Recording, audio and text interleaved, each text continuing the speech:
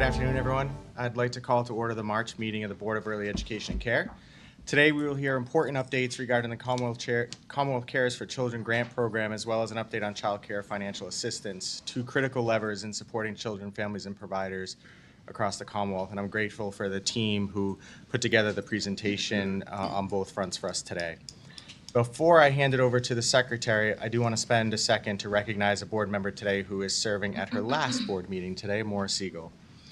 Maura and I joined the board at the same time in 2021, which feels like so long ago, as the agency was really in the throes of working through the challenges that the pandemic really faced for us and challenged us how to best serve children, families, and the providers throughout the Commonwealth. And I know personally, and on behalf of the board, Maura really challenged us to ensure that quality was at the center of all of our discussions, that data was at the center of all of our discussions to inform our decision-making at a really critical time. And her commitment to this led to a working group on that matter, and underway right now actually is a dashboard of KPIs that will help inform this board, this agency, and the field on how to best do our work in the future. And so your impact will be lasting, and so I appreciate that. So on behalf of the board, I know some others have some comments. I just want to say thank you for your service to the board and your service to the Commonwealth over the last couple of years. And I will turn it over to the secretary. Thank you, Mr. Chairman. I'm not sure if folks have noticed, but I've sort of moved to an artful rhythm of lengthy comments in one meeting, followed by brief comments in the next. Lucky for you all here today. Today is a brief day, at least my definition of brief.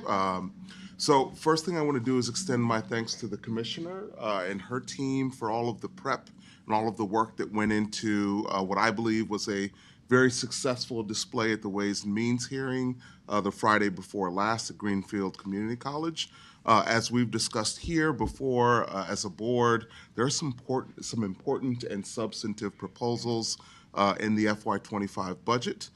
Those come in large part as the result of the deep thinking and analysis by the commissioner and her team, and it was a pleasure for me to represent those proposals alongside the commissioner at the hearing because, in my view, they signal a real commitment to the sector in a direction that I believe is positive for sure, but also deeply impactful in so many ways. So thank you, Commissioner and team. Second thing I want to do is extend my thanks and well wishes to Maura Siegel. I had the pleasure of meeting Maura before assuming this role and was already familiar with the depth of her passion for solving issues in the education space and the richness of the ideas that she brings to the table.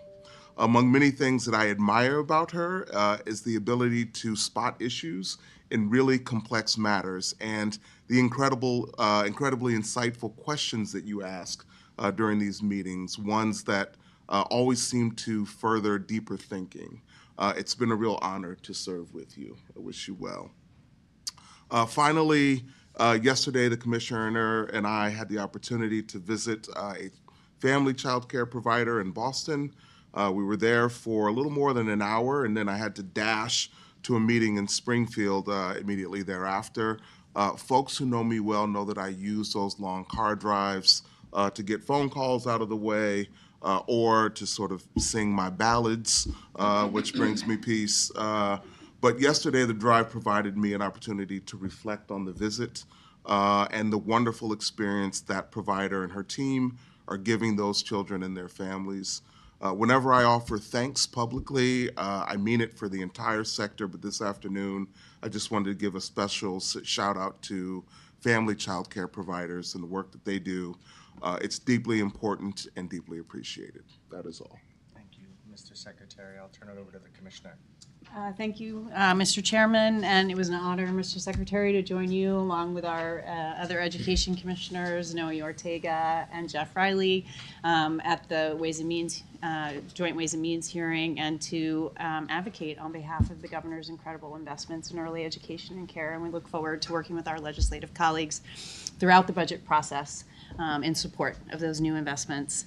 And early education and care continues to be in the news and on the minds of our elected and officials. And President Biden's budget proposal that was released this week includes incredible new investments in early education and care, including things that would come to the department. So we'll be tracking those, the progress of that. And I believe tomorrow, an act ensuring affordability, readiness, and learning for youth and driving economic development, which is filed by the Senate, will be debated on the floor and voted on.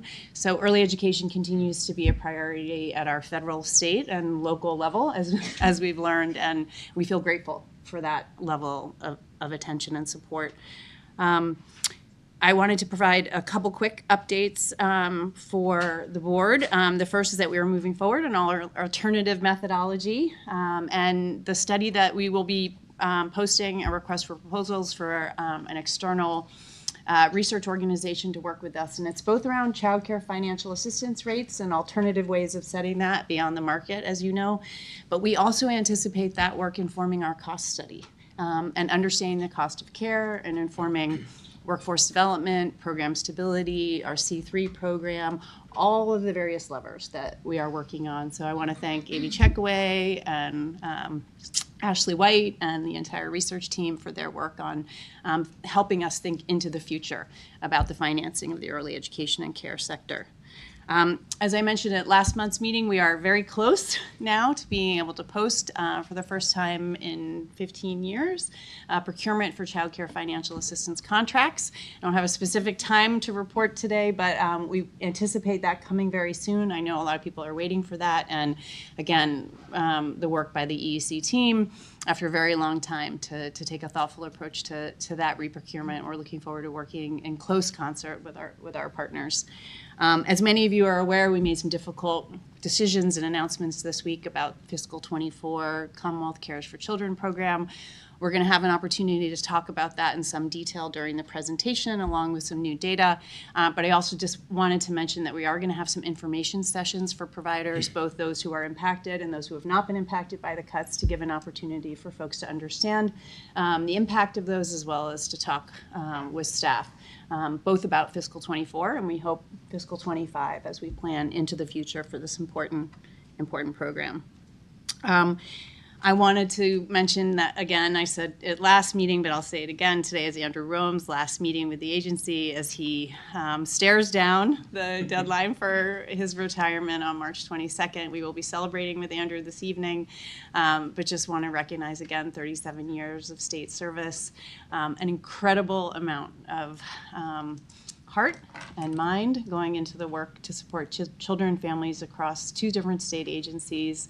Andrew and I had a chance to work together at Department of Children and Families, where he was a trusted legal advisor in one of the most challenging situations in state government, and always had kids and families at the center of his work.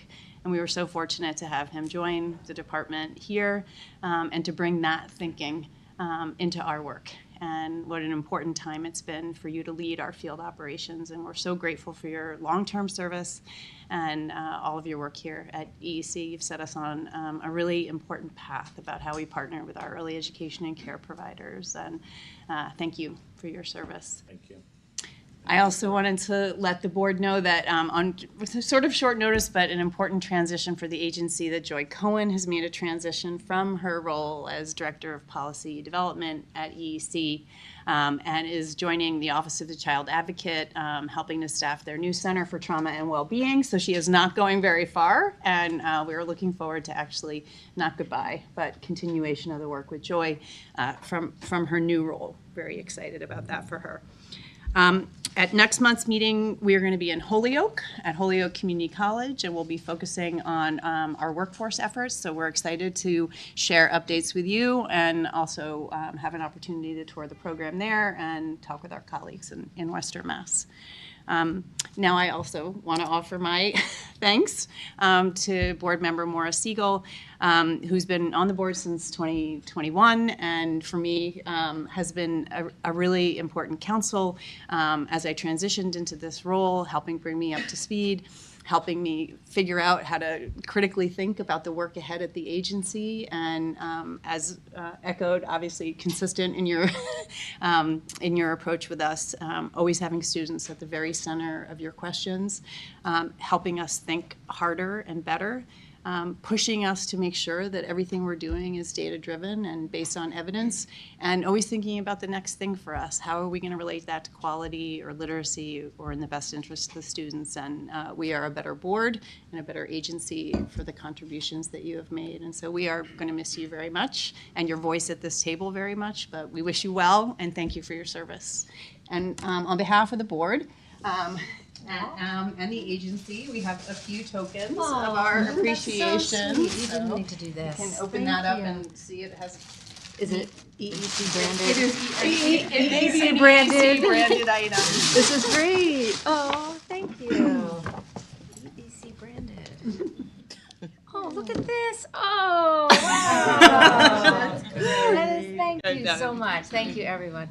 And if everyone will indulge us for a moment, we'd love to take a picture with the whole board with Maura for our archives and gratitude to you. Can I just quickly say what an Please. honor it has been to serve on this board and serve alongside all of you, and to have the privilege of working alongside the leadership team and other members of the team. I am stepping down with some regret. I have to free up time in my schedule, but it is based on my confidence in the leadership and my conviction that EEC is on the right track and the right path to make transformational change happen for children and families. And so I just wish you all the best, and I'll be cheering from the sidelines, and I'm not far away if anyone wants to call. Okay. We have a quick picture? Yeah. Where would you like us, Alana? Just gathered around our various, our around our EEC EEC brand? merch? Okay. Yeah.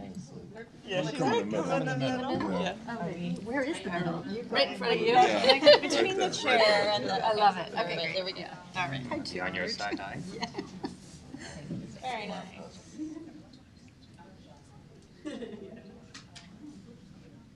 Awesome, thank you. Thanks. Congratulations.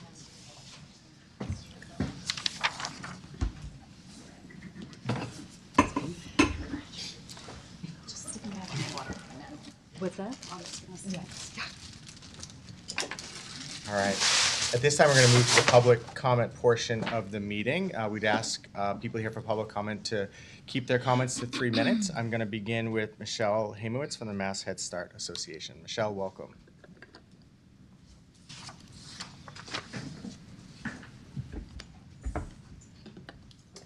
Hello. Thank you, Chair Alcido, Commissioner Kershaw, Secretary Tutwiler, members of the board. Thank you for the opportunity to deliver public comments today regarding the recent reductions to the Commonwealth Cares for Children grant and the planning for C3 grants in FY25. My name is Michelle Hamowitz, and I'm the Executive Director of the Massachusetts Head Start Association. MHSA is a membership, is an organization that represents the 28 Head Start and Early Head Start programs in Massachusetts. Head Start is a federal grant program that provides early education and comprehensive child and family services, including health, mental health, nutrition, and family leadership and resources to vulnerable children and families. Collectively, these 28 programs serve more than 11,000 children from birth to age 5 in Massachusetts. Head Start eligible children are among the most vulnerable in our Commonwealth. Head Start serves children from families earning under the federal poverty level, children experiencing homelessness, and other very vulnerable children at no cost to the family. About 30% of Head Start children also receive a child care subsidy to supplement Head Start funding and provide comprehensive full-day, full-year care for eligible families. In the last week, we know EEC has had to make some very tough decisions, as the Commissioner mentioned, regarding the C3 program, which has been so important to program stability over the last several years. I'm testifying today to express gratitude and support for EEC's prioritization during that process of programs that serve the most vulnerable families, including Head Start programs. Early education programs that serve vulnerable children and families experience added costs, as we know, and challenges in providing things like comprehensive services, addressing children's mental health needs, and providing trauma-informed care and family engagement. During times of inadequate funds like we're experiencing, we thank the board and the department for prioritizing the stability of these programs serving the most vulnerable children and families. As we work together to build C3 into a long-term investment in our programs, their workforce, we encourage the board to continue to examine who programs serve and prioritize funding for programs that serve the most vulnerable families, including those who receive Head Start, subsidies, and those who are eligible for Head Start and subsidies. In order for programs to be able to invest in C3 funds in the ongoing personnel costs that they most need investment in, the funds need to be annualized, permanent, and stable. Head Start programs, like so many of our early education colleagues, maintain strong fiscal operations with sound fiscal controls. Head Start budgets cannot sustain uncertainty or one-time investments. We hope we can continue to work with EEC to develop a funding model for C3 that emphasizes these ongoing investments to programs. We're grateful for our ongoing partnership with the department, Commissioner Kershaw, the Head Start State Collaboration Office, and its director, Amy Whitehead-Plow. We're glad to be at the table with our department partners to best support vulnerable families and the programs that serve them. So thank you for the opportunity to provide this testimony. We look forward to continuing to partner with the department and the board. Thank you. Next, I'd like to call Melissa Cole from Little Beginnings. Welcome, Melissa. How are you today? Good. Thank you for hearing from me. My name is Melissa Cole. I'm the owner and operator of Little Beginnings, which is a small private pay center in Shrewsbury. We serve 120 families. I'm sure you've never heard of me, so I'm going to let you know that I and my school are everything that you could want us to be. We are built on a foundation of respect and love for children and families. Our program makes sure that our children are more than prepared and equipped to hand it off to kindergarten in the world. We are an excellent support for young families who are navigating the challenges with young children, both as teachers who've been doing this for 20 years, as well as moms who know that a solid bedtime routine will help at bedtime and it will help your child sleep. But as a mom, I know that when your toddler is running around naked, it's not always the easiest thing to do, so we have both perspectives. The thing I am proudest of is the support and the respect that we show for our staff members. This is who we are at our core. Our teachers are everything that we are. This is who we've been since 1997, since we opened. We are no different through COVID except for one thing, and that's my lack of sleepless nights. My lack of worrying and wondering at 26 years old, how am I going to cover the payroll? How am I going to pay the rent? How do I make the right choices when one family leaving could be devastating to my budget? I still made the right choices, but they were hard and the stress takes its toll. I also had a lot of anger and uncertainty with myself as a business owner and as a operator of why was I not getting there? How could I be writing a receipt to a family for $30,000 and I'm paying poverty level wages? I'm not understanding what more could I give? What more could I do? How much harder could I work? How much harder could I care? I could never get there. And I never understood why, and I always thought it was my fault and my problem. And then COVID hit, and we had access to the very first time to funding that wasn't just tuition. And so with an EIDL loan, we were able to get out of debt. With payroll protection, we were able to survive reopening. And with C3, we were able to have the stability that we never had. So I am thankful and grateful because we never would have made it as a school. If any of you have ever owned a small business or know a small business owner, your professional and your personal lives are very, very blurry. My school survived and I survived because of the funding from the state and the federal government that we never had, but that we've grown to need and grown to understand is critically necessary to our success. The second thing that I took from COVID was the understanding that it wasn't my fault. I couldn't have done more. I was literally running on quicksand and not knowing why I wasn't getting anywhere and blaming myself because I had never felt what solid ground felt like. C3 gave us the solid ground we needed to focus on what is most important and not have to worry about keeping the lights on. I know what it is to have a budget shortfall. I know what it is to have to tighten your belt. I've had to do it a million times. Sometimes my belt is so tight I can't fit a chunky kindergarten pencil in there. It is as tight as it gets. I have never once looked at my school and said my infant room brings in less than my pre-K room, so I'm going to hit them harder. I never once ever looked at my school as anything other than a community of people that are all working together to a common goal, and we all felt the cuts equally. I understand cuts are necessary. I am so thankful for the work that you've done to open more spaces for children and families. I have a wait list of 200 children. I have talked to parents who have cried on the phone, strangers, telling me that they had no options. I gave them my best choices, but the one thing I couldn't give them was a spot because we don't have one. I want these spots to be open. There's enough children to go around. What I don't understand is how my school, which relies solely on tuition and this funding, is 75% decreased for the next few months, a $50,000 shortfall, and I have 6 weeks notice on it. I don't understand how that is a decision that has been made. I respect the hard choices. I'm willing to do our part. I have taken this money and done exactly what you wanted. We have increased staff salaries. We have done bonuses by the month and bonuses by the year, and I have not increased tuition since 2020. I am exactly what you want to be doing with this money, and I am doing it to the best I can. If this money is not more equitably resolved, if this problem is more equitably resolved with other schools, it makes me question your value of us as private pay centers. Are we worth anything to you? It's felt like before we were invisible, you didn't see us, you didn't know we were here, we were struggling to survive, and we were alone. I could go back to that. I ran that school for 15 years with 3 popsicle sticks and a dream. I could do it.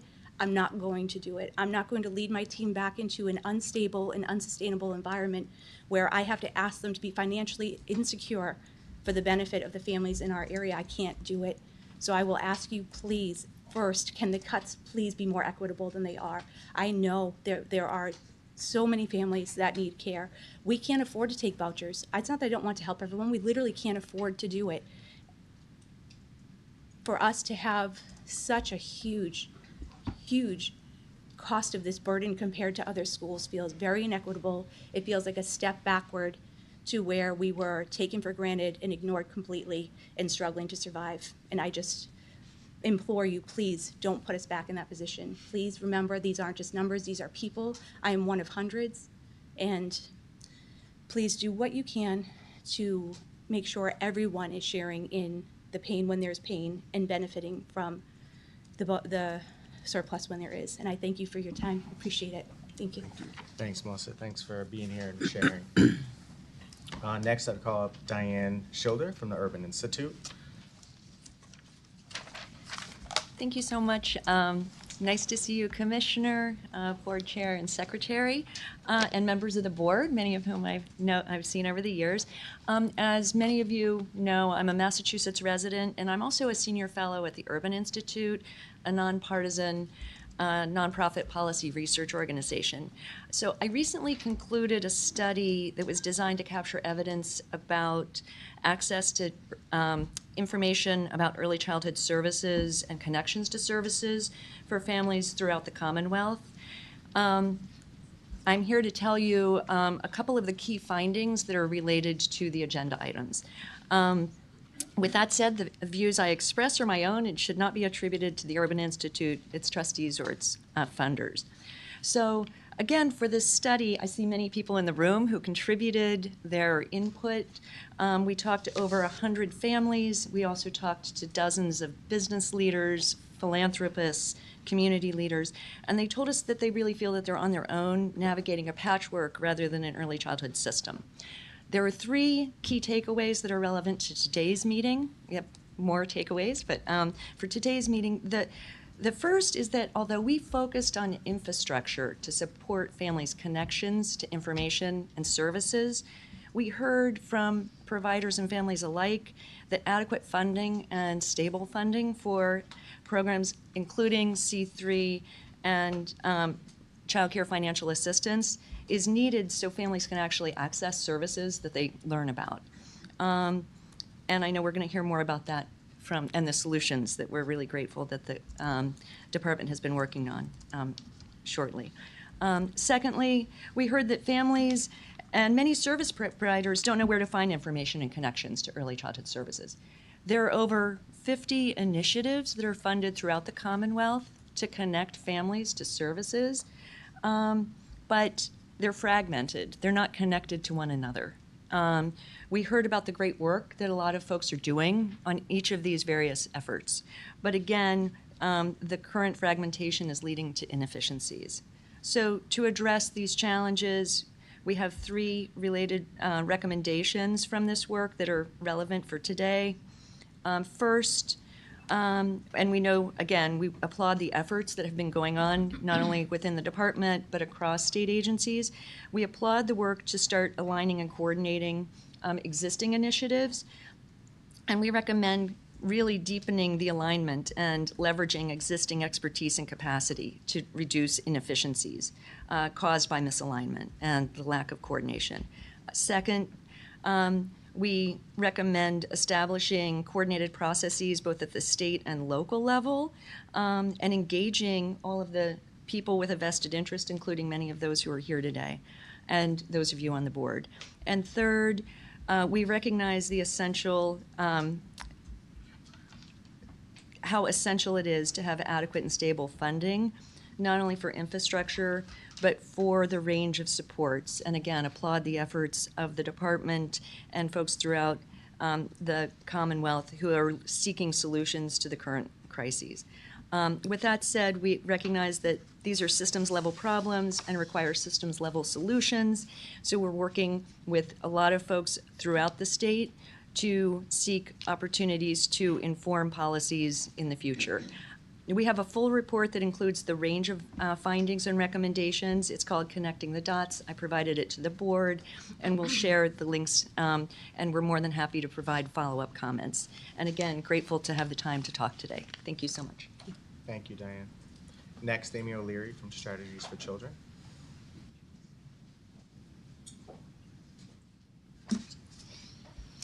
Hello and good afternoon, members of the board. My name is Amy O'Leary. I'm the Executive Director of Strategies for Children. I was able to join the Secretary and the Commissioner yesterday at the visit at Parissa Fakari's program, and just want to thank you for shouting it out as you started this meeting. It goes a long way to everyone listening who couldn't be here today. And as I'm sure you know, the Senate plans to release and debate a bill this week that would include operational grants as a permanent structure for the Commonwealth. We know Governor Healy proposed $475 million, and that the House is working on their budget recommendations, and then the Senate will follow. All of this to say, we are glad that we are having this discussion today, which will surely have impacts on the bill and the budget and the future design of the grants. We also know that this past week has been confusing, disappointing, and I'm sure frustrating for many programs. The C3 program has been working and is stabilizing the sector, and I'm sure we'll hear more about that today, but the underlying challenges still exist, and along with the fear that we will return to things before times. At the same time, I'd encourage us to remember that this program is relatively new, and with any new program, there are going to be bumps in the road. That is how we make continuous improvement. The alternative methodology and cost model work that's going on will help us move from a program that started through a grant allocation from the federal government to a program that is truly informed by the cost.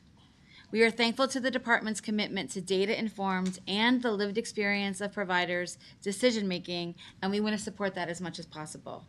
It's clear that we all need administrative predictability moving forward, both for the department and for programs, so they're able to budget effectively. We know that there are many efforts underway, including the listening sessions, and Strategies for Children is also organizing opportunities to share feedback. We are looking forward to learning more about how EEC plans to transition these grants from a stabilizing support to a long-term operational support. As you consider adjustments, I would encourage you to create opportunities for educators, directors, family child care providers, and advocates to participate in that planning process and provide feedback. We're happy to partner with you in that work. I am also fully aware, that I get to sit in the seat. There's so many people who could not walk down the street and be at this meeting, including Melissa, who I'm sure it took huge balance to be able to drive here from Shrewsbury. Next week, we will celebrate the 4th year anniversary of the call with special guest Governor Maura Healy. She'll be headlining the 9:30 call. At Strategies for Children, we have struggled about whether to frame this milestone as a celebration. As you know, the origins of this call were a response to a global pandemic, trying to keep people on the same page, keep people well informed, all in the shadow and fear of getting sick. As we've been looking back, we've revisited the webpage that we set up in 2020. It's powerful to read the words that were written. You can feel the anxiety and uncertainty. And one lesson that we have learned over and over again is that the people who are closest to the work should be the ones to figure out the solutions. Sometimes we need help and to be reminded of our power, but there are so many great ideas and solutions out there in the field right now. We will submit our full written public comment along with the feedback we will collect after we have our 9:30 call at night at 6:30 this Thursday, our updates from the field on March 20th, and then our 9:30 call at night in Spanish on March 21st. Thinking about 4 years ago also reminds us of how our state responded. Looking back, it's incredible to consider the policies that were developed, the flexibility we gave programs, and the funding that was required to stabilize, heal, and transform our system. C3 funding was unimaginable in my days as an educator. To think that there would be support that was not connected to a rate or attached to a child, and that there was support to cover costs where there often are no other sources of income, we would have considered a dream. We proved that all wrong in the last few years, not only with the creation of C3 funds, but spending every federal dollar and then our state stepping in when many others did not. We are a model for the country, and we will continue to be as we consider opportunities to continue to deliver on the promise. What we would ask today is that we think about the future, we include the great ideas, information, and data that we have collected, and use that to think about moving forward. Over the past last months, I've said to my colleagues, I'm glad I do not work in government. I can only imagine the many decisions that have to be made. We want to thank you and appreciate all that you have to do to balance with the reality of the current fiscal situation. Your system improvements are making a positive impact, and there is still a lot of work to be done. Thank you. Thanks, Amy. Next, we have Edna Cabral.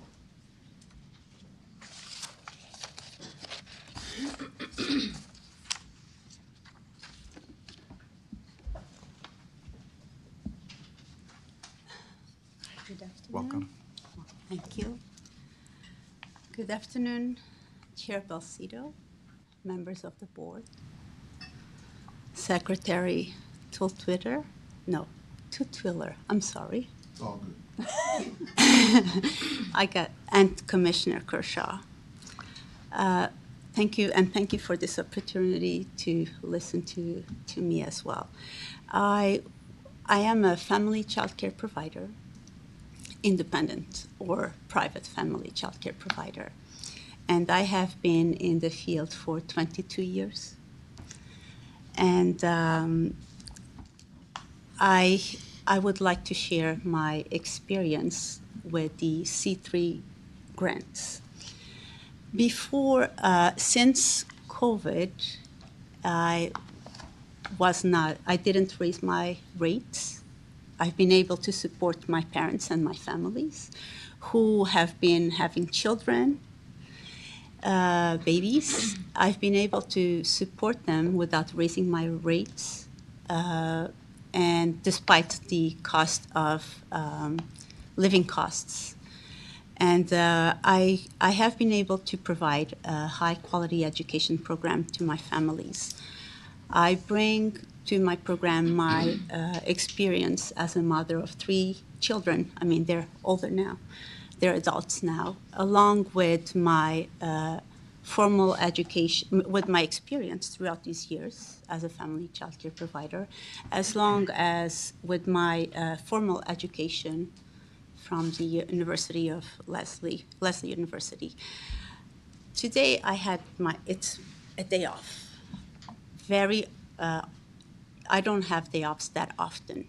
Very rarely a day off, but I needed a physical because I need a physical for my program, obviously.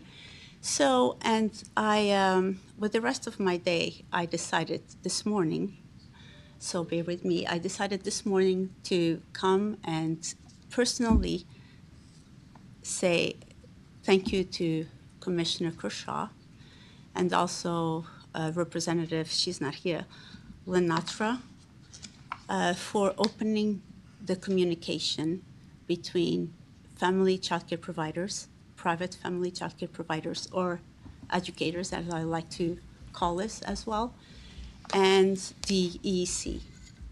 I think we have a lot of information, a lot of experience that can enhance the field of the early education and have the EEC as a lead with innovation ideas and how to improve our programs, including family child care providers, private and vouchers, daycare centers as well. So that way, the result is that our children and family in our Commonwealth have a high quality education and have the support that they need from us, because as we know, they are our future leaders. So, and I believe with an open line of communication that we can share ideas from all the providers that are hurting with the cuts of the C3 grant, and who may be, who are going to be forced to raise their rates as long as they don't want to. No one wants to, because they know how hard it is for families to make ends meet. But the reality is that without the grant, they are forced to raise their rates. They are going to be forced to lay off or dismiss their assistants. And I would like to take this opportunity for think about how we can, as a society, come together, find creative ways to continue to help family daycare providers, daycare centers, who are hurting and will hurt with the big reduction on their funds. And thank you.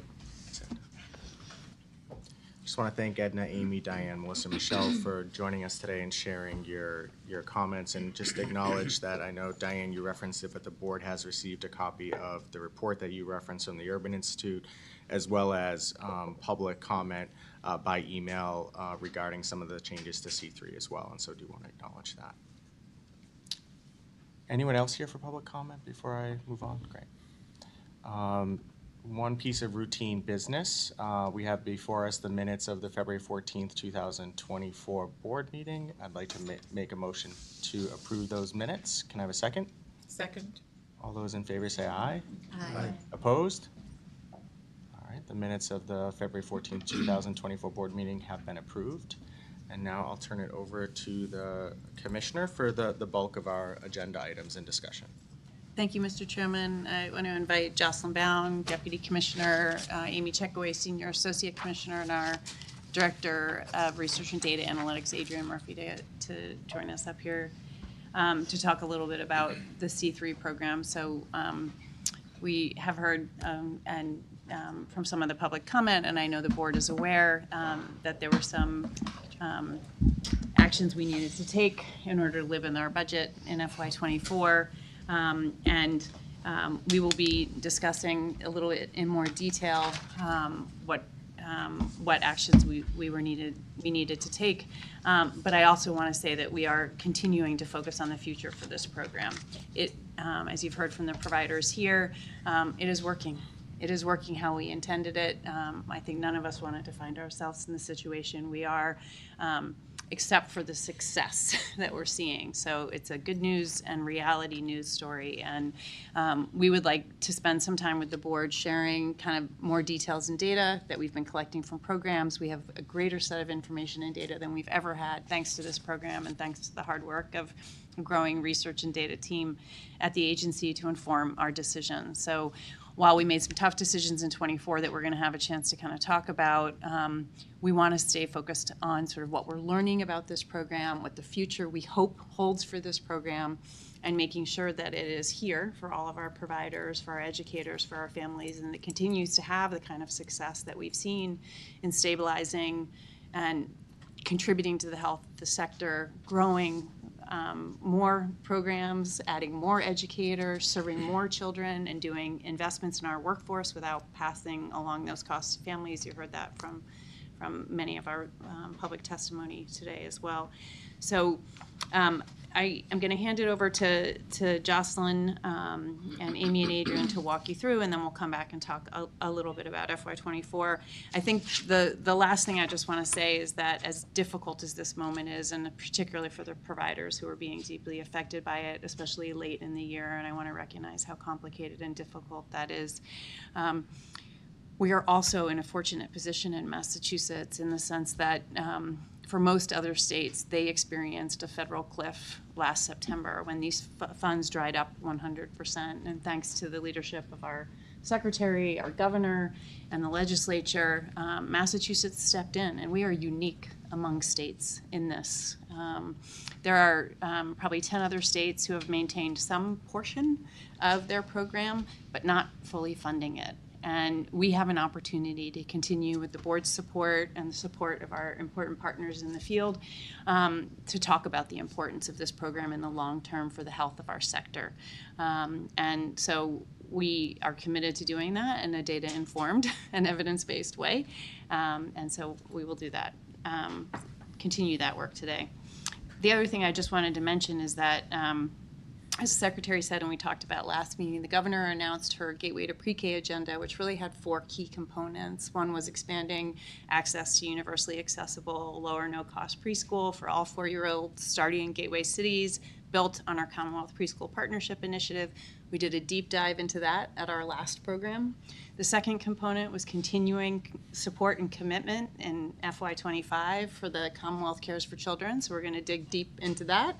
The third is really expanding access through child care financial assistance, and that's both rates as well as additional families being served and increasing eligibility. So we're going to dig into that third component today after we talk about C3.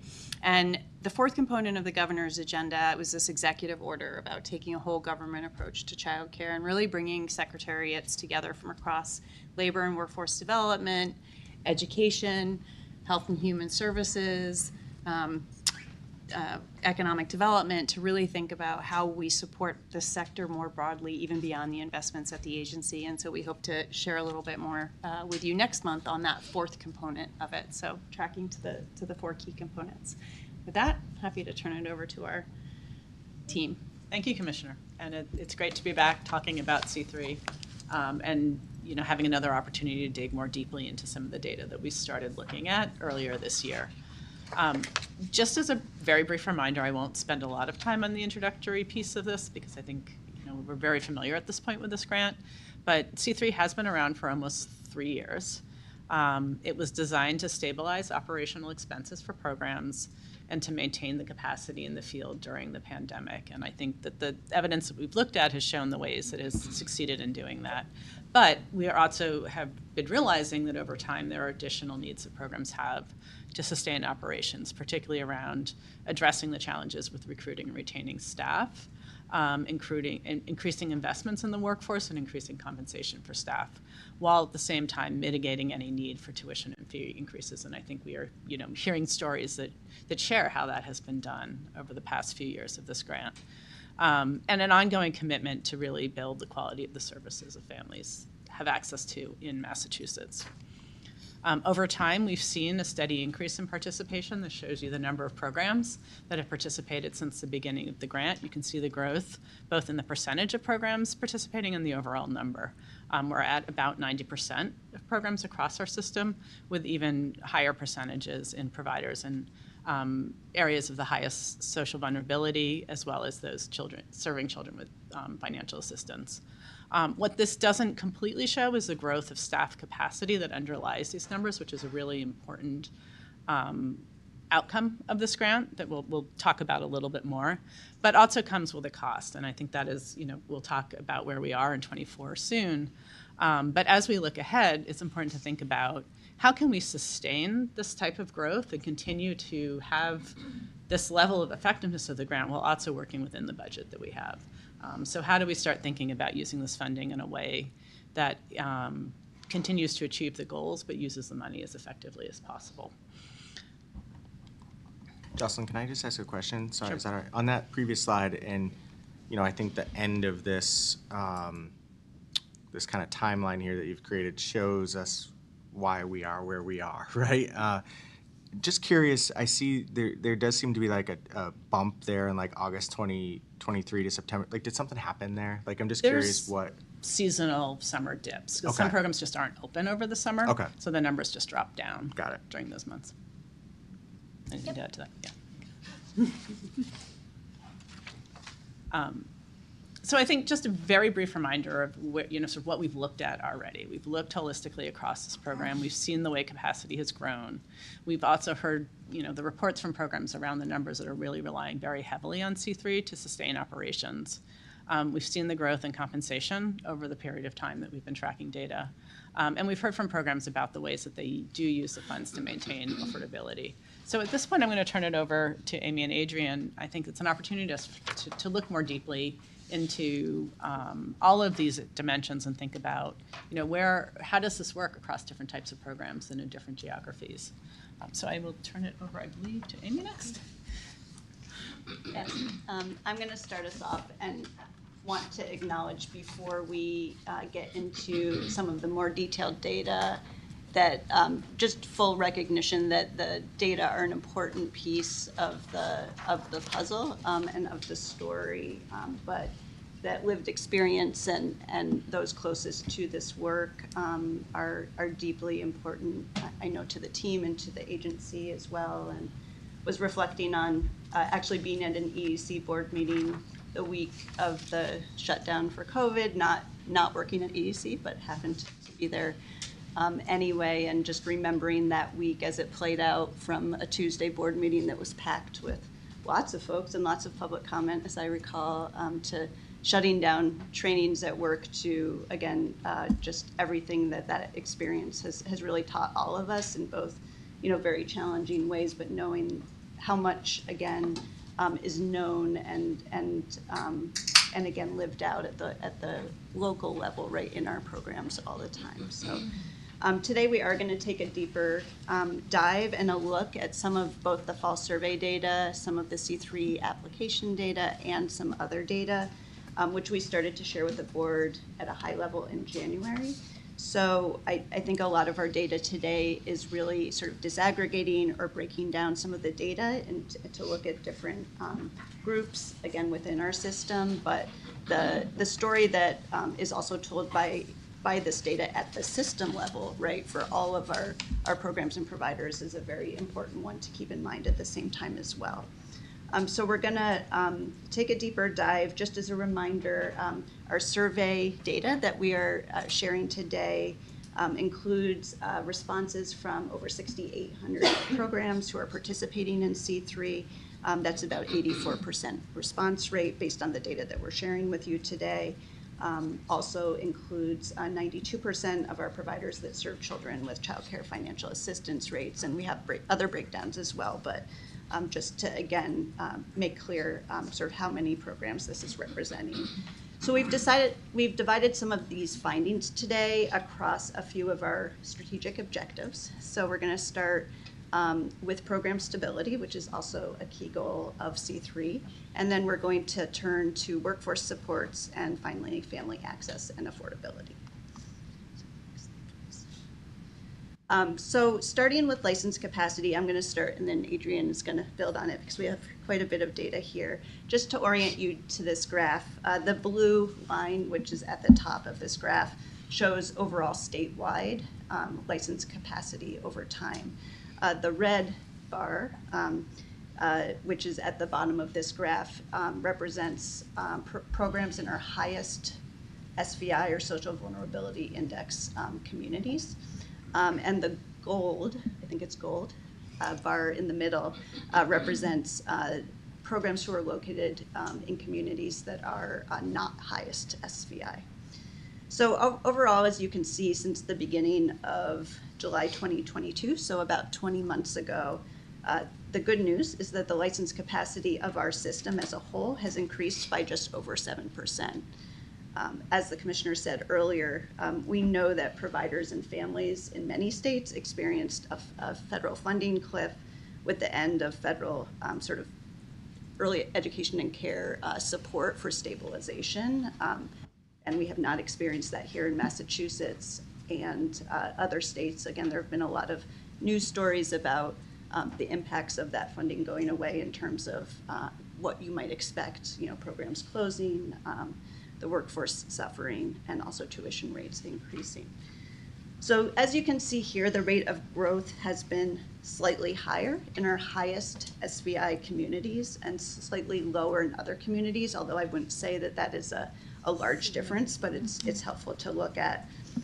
So again, we're going to be breaking out some of this data in a few different ways, and wanted to show it to you. But the overall story here is just the good news story, I think, of the growth of our system in terms of the capacity of programs to serve kids. When we look at capacity by program type, we also see the growth in license capacity is even higher for family child care providers. So family child care providers have experienced almost 10% growth in the same amount of time since the beginning of July 2022, again, relative to about 7% growth overall and among center-based providers. So you can see on this chart, just to orient you again, which I forgot to do, the left chart is center-based care, and the right chart is family child care. The substantial, when we further disaggregate this data by social vulnerability index, we see even bigger differences for family child care providers. it's worth noting, just as a side note, that about 70% of family child care provider seats are in the highest SVI communities in Massachusetts. The substantial majority of family child care license capacity growth has occurred within the highest SVI communities, with almost 14% growth in those communities. Interestingly, less than 1% of the growth in family child care license capacity over this period of time has been experienced outside of those communities. So not only was family child care license capacity in the highest SVI communities more than double capacity outside of the highest SVI communities at the beginning of last fiscal year, so July 2022, it has continued to grow. And again, family child care license capacity outside of those communities has remained relatively flat. For center-based providers, we see less of a stark difference in terms of SVI. So center-based license capacity in the highest SVI communities is growing at a slightly lower rate, but not a huge difference relative to providers outside of those communities.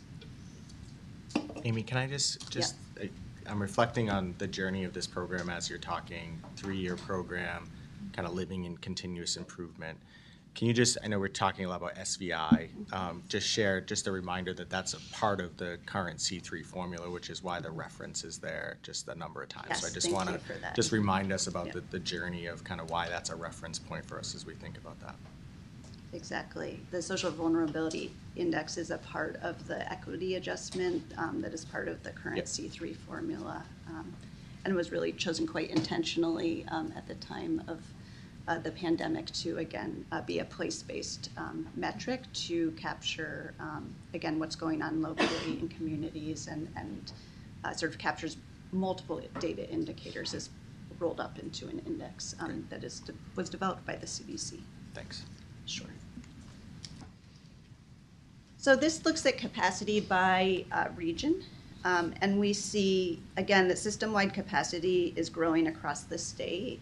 There has been, there's some variation by region. We see that capacity in the Metro Boston area has grown at the highest rate at a little more than 10%, with Western Massachusetts seeing lower but still notable growth at about 6%. So we always try to, again, look at the data in multiple ways. We could do even more than we're doing today, but wanted to, again, show things that, again, we know folks have questions about, and to make sure we're looking in as many ways as possible at what we're learning.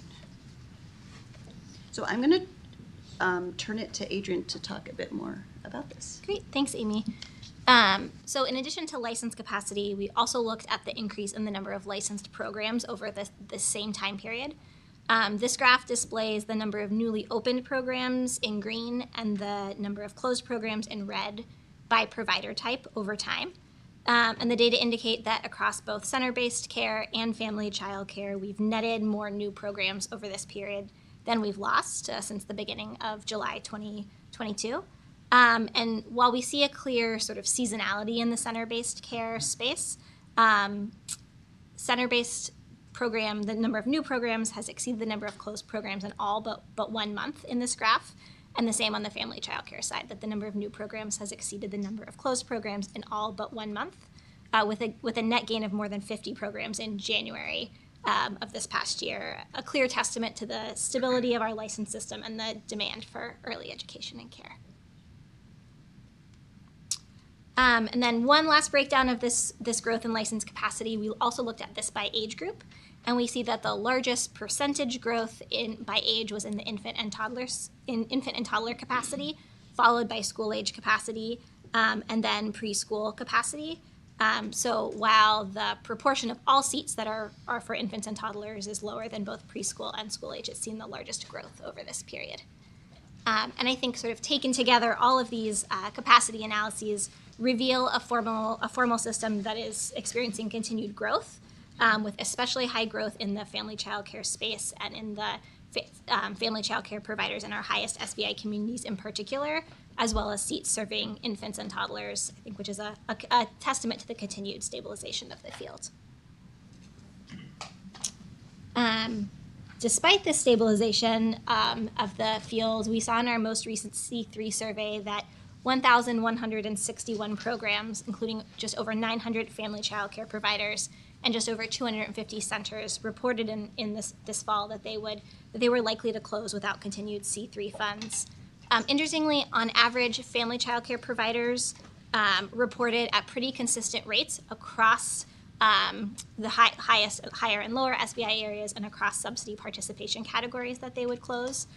Whereas on the center-based side, providers that serve more than a third of children receiving child care financial assistance and those in the highest SBIs were more likely to report that they would close without continued C3 funding. And in fact, 12% of center-based providers in the highest SBI areas report that they would close without continued C3 funds versus, which is a 9% of those not in the highest SBI areas. So I think this shows that despite the sort of continued stabilization in the field, there are still a subset of programs that are relying on C3 funds to remain open and serve children.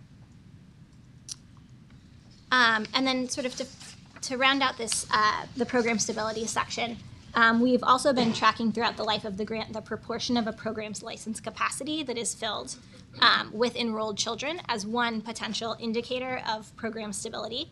And we've been tracking these sort of top lines over time, but when we broke this data out for programs in the highest SBI communities and those that served more than 1/3 of their license capacity with children receiving child care financial assistance, we saw that those programs tended to enroll a smaller proportion of their license capacity with enrolled children, a potential signal of sort of increased instability among these programs. So I'm going to transition now from program stability to take a dive into some of the data that we've collected from C3 applications and from our fall survey about the state of the early education and care workforce. Adrian, can Yeah. I, before you do that, because I don't want to lose my question about stability. Yeah.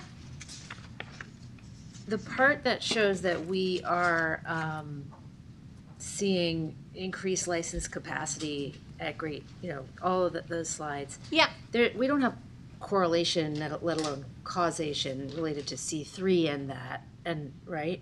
So I guess I'm curious, I guess we're backing into it by saying, look, these will close if they don't get it. Yeah. But is there also a way of understanding the connection between C3 and the growth in license capacity, perhaps by comparing it to other states, or another way of understanding the role it's played in the capacity growth?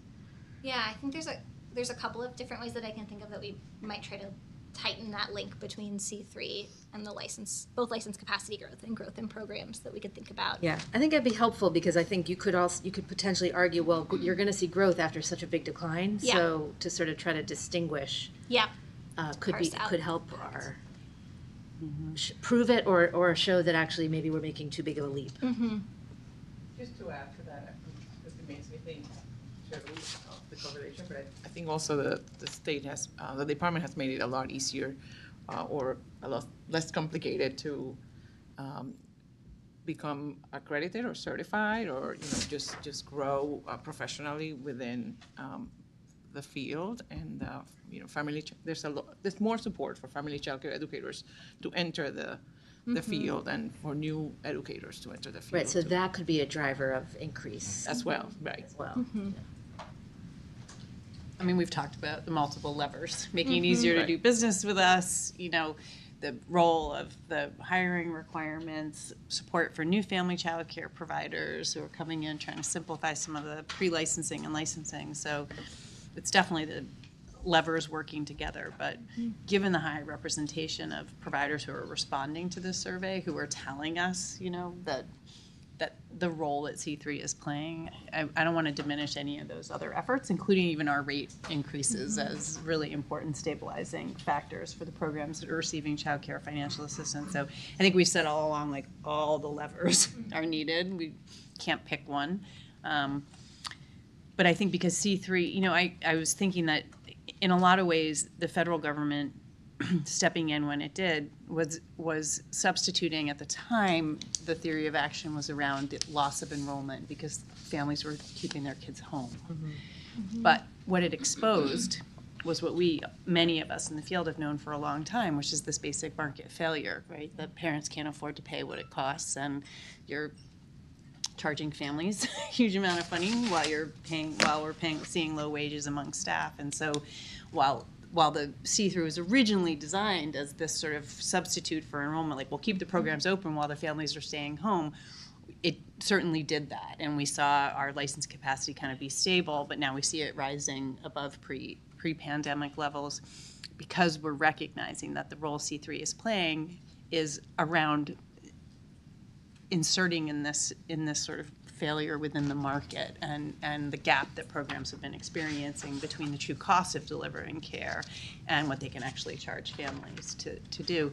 So all of this is sort of predicated on this idea of, as we switch from this idea of stabilization in a field and free fall to a healthy sector that's there for working families when they need it and economic mobility for our workforce.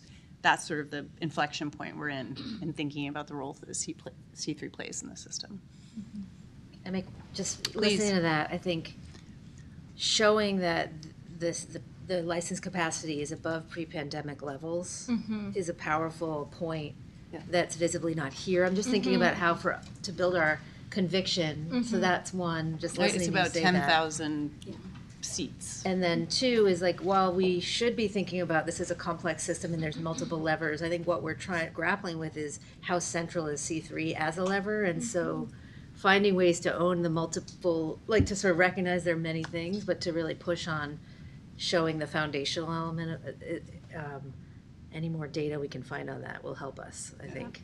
I think it would be, the point is very well taken, that it is helpful if we can move beyond just what's happening over this period of time and the anecdotal evidence that we do have to try to solidify our understanding of that. And I think, I don't know, my mind's going on that one. I was gonna say, And I all think the we different all ways we are could tease it thinking out. about that. I really like the idea of, and I wonder if there actually is focus that I'm not aware of again, looking across states as well. The fact that if we're unique among states, we should capitalize on showing that in all sorts of data forms. It's a great point. Yeah. Great. So as we sort of now enter the workforce supports space, one of the metrics that we track through C3 applications each month is the hourly wage of each participating provider's highest and lowest paid educators by role. And we've tracked this data over time to understand the growth in workforce compensation. And I think more to your point, I want to be careful about causation here, but I think we can look at these trends over time, and we look at them here since the start of the grant. And we can see that center-based teacher wages have increased notably since the start of the grant by about just a little over $3.40, or 18% since the start of the grant. But certainly educator wages remain low, with the average midpoint between the highest and lowest educator wages amounting to about $22.31 an hour, which is an annual salary of just over $46,000 a year. Although I will note that this data goes through December of 2023, which is just before our most recent rate increases, which we, as the commissioner talking about the multiple levers, envision will have an impact on these data as well. But this graph shows that the educator wages in our highest SVI areas, as well as in programs that fill at least 1/3 of their license capacity with children receiving child care financial assistance, these hourly wages are lower. They both started lower started lower in July of 2021 and have increased at a lower rate in the ensuing months, which, as we look at this, sort of indicates the continued need for support for educator wages overall, and especially in programs serving more low and moderate income families. This data is not from EEC. It's from using data from the Bureau of Labor Statistics, which is regularly updated by the Center for the Study of Child Care Employment at UC Berkeley. This Bureau of Labor Statistics data shows tracks the size of the child care workforce in Massachusetts, and indicates that it is both that it now has surpassed pre-pandemic levels. This data doesn't include family child care providers, but it shows clearly the growth in the center-based workforce over time. And however, we know at the same time that staffing challenges and staffing shortages certainly existed in the period prior to the pandemic, and that we've seen in our survey data that providers continue to report that staffing challenges are the most common reason why they're unable to serve their full license capacity. Comparison. In fact, just over 1/5 of center-based providers report that they have unfilled staff openings that prevent them from serving their full license capacity. This is data from our most recent C3 survey that really demonstrates that these challenges are universal across the board and across SVI and child care financial assistance categories. Although providers who are in the highest SVI areas and those who serve a substantial portion of children receiving child care financial assistance do report that staff openings are preventing them from serving their full license capacity at higher rates.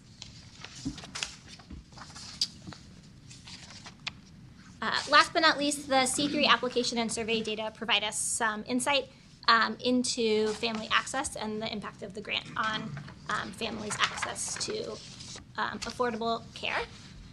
We can see, we asked in the most recent C3 survey whether providers had increased their tuition in the past year. And center-based providers reported that they were much more likely than FCCs to have increased their tuition in the past year, with 65% of centers versus 18% of family child care providers reporting that they had increased their tuition in the last year. But both family child care providers and center-based providers who serve higher proportions of children receiving child care financial assistance reported that they were less likely to have increased their rates or increased their tuition in the past year, and similar to for those providers operating in the highest SVI communities, likely a reflection of the markets in which they operate and the families that they serve. And last but not least, we asked providers about other financial supports that they provide to families beyond EEC's child care financial assistance system, and we saw that most center-based providers and also many family child care providers provide financial supports to families outside of EEC's child care financial assistance system. We see that just over 2/3 of center-based providers provide reduced child care tuition for their educators or staff, and just over 1/3 provides other scholarships and grants to families, and 1/4 provide temporary tuition breaks based on family circumstances. I think this is a clear demonstration of the many sort of tools and levers that providers use, including our child care financial system, but also other tools that providers use to help families access and afford their programs. And I think this also includes families who may be CCFA eligible but are not receiving child care financial assistance, or maybe just over the eligibility threshold, and the other tools that programs rely on to make their care accessible to families.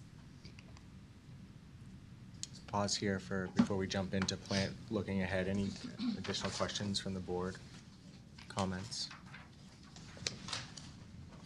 I only have one comment that it is kind of unrelated, but I just want to bring to light that given the increased amount or number of capacity of family child care educators that we're having in the state, makes me think about the importance of family child care systems, especially in gateway cities and cities with a high SVI, where those educators will need the highest amount of support. And, obviously, the department can rely on those systems to provide that without, having to worry so much about the capacity. So I just feel like the board needs to, hear about the importance of family childcare systems as we get more educators in the state with regards to the support they provide and how they support those communities as well, the quality of care that the children receive in those communities. So. We haven't spent that much time talking about family child care systems, which provide, for those of you who aren't aware, and it's something we can certainly add to a future board meeting, that family child care providers, when Maria would be able to explain it better than I can because she runs one, but a network of family child care providers will receive supports and assistance from a family child care system across child care financial assistance eligibility, quality, program visits, curriculum, early childhood mental health, behavioral health, that the family child care systems are really designed to support programs, new and ongoing, that are family child care providers by providing sometimes shared services and other ways that family child care providers can be less isolated and be part of a network or a system. So happy to come back and talk more about the role of the systems going forward. I just, as we kind of move into the next piece of this conversation about kind of where we are today, I just want to express gratitude to the thousands of providers that provide this data. This data comes from them, and I'm reflecting actually more on, when we started years ago, like we didn't have this level of data, and I know sometimes we get these things and like, does it really help? Why are we doing this? When you get those surveys and those questions, like this stuff is really informing, I think, a lot, and I think we've noted this before, but to me, this data is actually informing on all of the levers that I think the hypothesis is that all those levers are working. And now how do we create the cause? Like, how do we really dig deeper into it? But we would not be able to do that without this level of data and the team here in front of us that can take that data and tell a story with it, and take into consideration the lived experience of providers on the ground through info sessions and engagement opportunities, and kind of bring that all together for us. And so it's an abundance of information. I think what we do with it is our challenge always, but just grateful to the people in the field that take the time to fill this out, because it has been a critical piece, I think, for you all in the department, but I think I'd like to speak for the whole board in this, on just how we think about this work going forward, and all the work that's been done over the last couple of years. It really shows the journey of the last 3 years. Just C3 is a component of it, but just kind of where we were to where we are, and what's causing this next conversation about, like, it worked, right? The ideas worked, the changes worked, the system changes worked, the policy commitments. The resources. The resources, yeah. And now how do we manage that growth, and how do we think about it in the future? So thank you to those that are helping to steer this conversation, who may not even be in this room. I could jump in here and tell you thank you for saying that, because we go through this every month, as an umbrella agency, this is on a personal note. It's a lot, but it's an opportunity for the field to speak and to show, or to tell the department their story as well. And this is our struggles, or this is where we need the most help, or this is where our numbers are, don't add up. But so every No, month. I was reflecting on the testimony of folks that came in, and listening to Amy from Strategies for this data really is the voice of thousands of people. Yeah. And it is a way to kind of exercise that ability to share what's happening. And so just, again, there's a lot more people that are really in this room right now than are reflected, and just want to acknowledge that, because it is helpful as we think through all this really important stuff in this kind of growth strategy in the next phase of this work. So. Can I ask a question, one more data question? Well, actually, Maria, how long does it take you to fill out the survey? Just to build on that for a second. Oh, gosh. It's not fair to say this right now, because we are an umbrella agency. We have to fill it out 14 times. Because we have 14 different licenses, so it's very very time consuming. I mean, it does take a lot. Of course, we honor that, but that's important to know. Right. I think for a single center, for a single license, it's a different story. So, we just have different prototypes out there in the field. So, sorry, that wasn't my question. That was I realized I didn't know. Can we just look again at the slide about the reliance, and they'll close if they don't have it?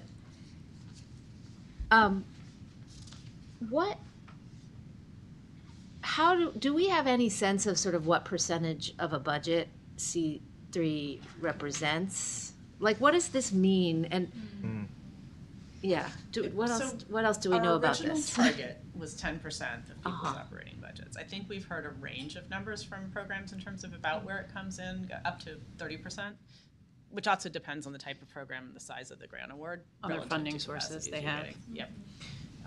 So we don't have a hard number, and it probably varies program to program. And what goes into our question? Is it simply just will you close if you don't get this is a very binary question. It's about the impact of if the C3 program were not, away. if you didn't have it as a funding source in your program, what would be the impact? And so, this is one of the responses, but there's other things they might say, like I would lay off staff, or I would, not be able to have a speech and language therapist in 2 of my classrooms, or I would raise tuition fees, or I would not do facilities improvements. So there's a whole range of responses that we receive from programs about what the impact would be should they not have these funds.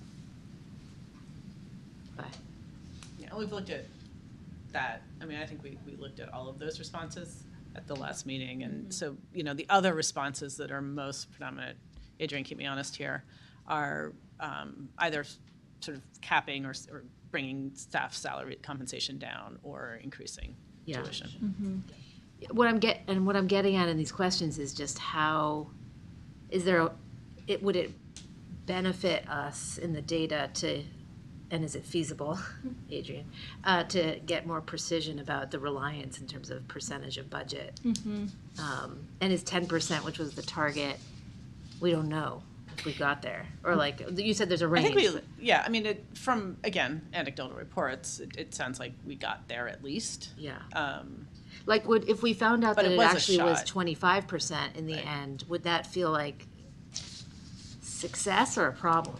I think what we need to go back to, and this is where we have another opportunity, since we're engaging in the alternative methodology, is going back to the cost model, looking at what we understand about the costs for programs of different types, and revisit that question and revisit the formula from that perspective. You may recall we also have an economist working with us from the Rappaport Institute at Harvard, and part of the questions we've asked as part of that, his research, so as we've engaged with him, is to understand sort of how programs are financing themselves and what the relationship is between the different funding sources that they have, whether it's tuition or C3 or tuition paid through child care, financial assistance, fundraising, and other ways. So I think I actually have one very quick summary slide, which is just sort of the key takeaways that we thought of when we looked at the data. I think some of these have already been called out. Again, just wanted to highlight the need across the system and the ways in which, even looking at different types of programs, you still see that this is an important benefit for all programs around compensation and expanding capacity. We do note and are paying attention to the strong growth that we see in FCCs, particularly those serving lower income families. And recognize that maybe there are other mechanisms at play in the center-based space. The differences across the regions were interesting. I will also just note, having tracked capacity for a while, there were also significant differences across the regions in terms of how many programs closed down in the beginning, the pace of reopening. So I think there's just variability across the state and a lot of the dynamics that shape when programs open. We also see sort of a collection of things happening with programs that are serving lower income families. They are reporting greater staffing challenges. They do report lower compensation. They are more likely to note that sustaining affordability for families could potentially be challenging, and have more mechanisms where they're focused on helping families afford the program. In particular, I think it's interesting to note that FCCs and center-based programs do seem to do this in different ways. FCCs are less likely to raise rates and seem to be sort of navigating that through how they manage their tuition, whereas center-based programs are more likely to have scholarships or other types of formalized ways of supporting families. But again, to your point, we are also getting really effective data through this program and have a line of communication with the field that is much broader than one that we've ever had before. So again, I echo your thank you to everybody who has responded to the survey and the field's continued engagement in that way. That has really been important and valued. Right. But also, I would remember meeting with one provider on the Cape who was talking about the data requests and the burden and she said to me, but I don't mind as much because I see you using it to do things. And so, which doesn't mean we shouldn't try and figure out how to make it easier for folks to submit that data. But I did report back to the data team that I think if providers are able to see that the time they're spending is being used, it was important as well. So I want to talk a little bit about what's happening in FY24, and you've heard from some of our stakeholders, and we shared written information with our field and with all of you. But just to recap very quickly, this program has, we've been tracking over the last several months greater than anticipated growth, which is a good story. As I said, more educators, more programs, more kids being served across the system. But because of that, anticipating sort of expenditures beyond our budget allocation for fiscal 24, so had to make some difficult decisions about how to live within our means. With revenue projections coming in the way they are, there isn't really an opportunity for a supplemental budget, which is sometimes how you can address deficiencies. We are intending to spend the full $475 million that has been appropriated for this program, but in order to live within our means, we are proposing some reductions to some programs for May and June of this year. The governor has proposed $475 million for the program into next year, and so we are happy to have a conversation. I'm going to share a little bit more about what we're doing in 24, necessitated by the unanticipated growth, and then talk a little bit about some of the principles that the agency's been thinking about as we talk about program adjustments and some of the levers that are available, and then open it up for conversation here as well. So, thanks. So, in order to live within our budget, we basically grouped programs into 4 key categories. And again, kind of working from the data and what we've learned about the impact of the program, we grouped programs into those that are serving the highest proportion of low-income kids as defined by Child Care Financial Assistance, and held those programs harmless from any cuts for May and June of this year. A second group is those who are serving between 1% and 33% of Child Care Financial Assistance of their capacity as children who are receiving, or they're in a high SVI community, a community with a high social vulnerability index, or in the second category. A third category is a program that has an active contract or a voucher agreement with the state, but is not currently receiving any children with Child Care Financial Assistance. So intent to serve, but may not currently be serving. It's a very tiny percentage, 2% of the overall programs, about 174.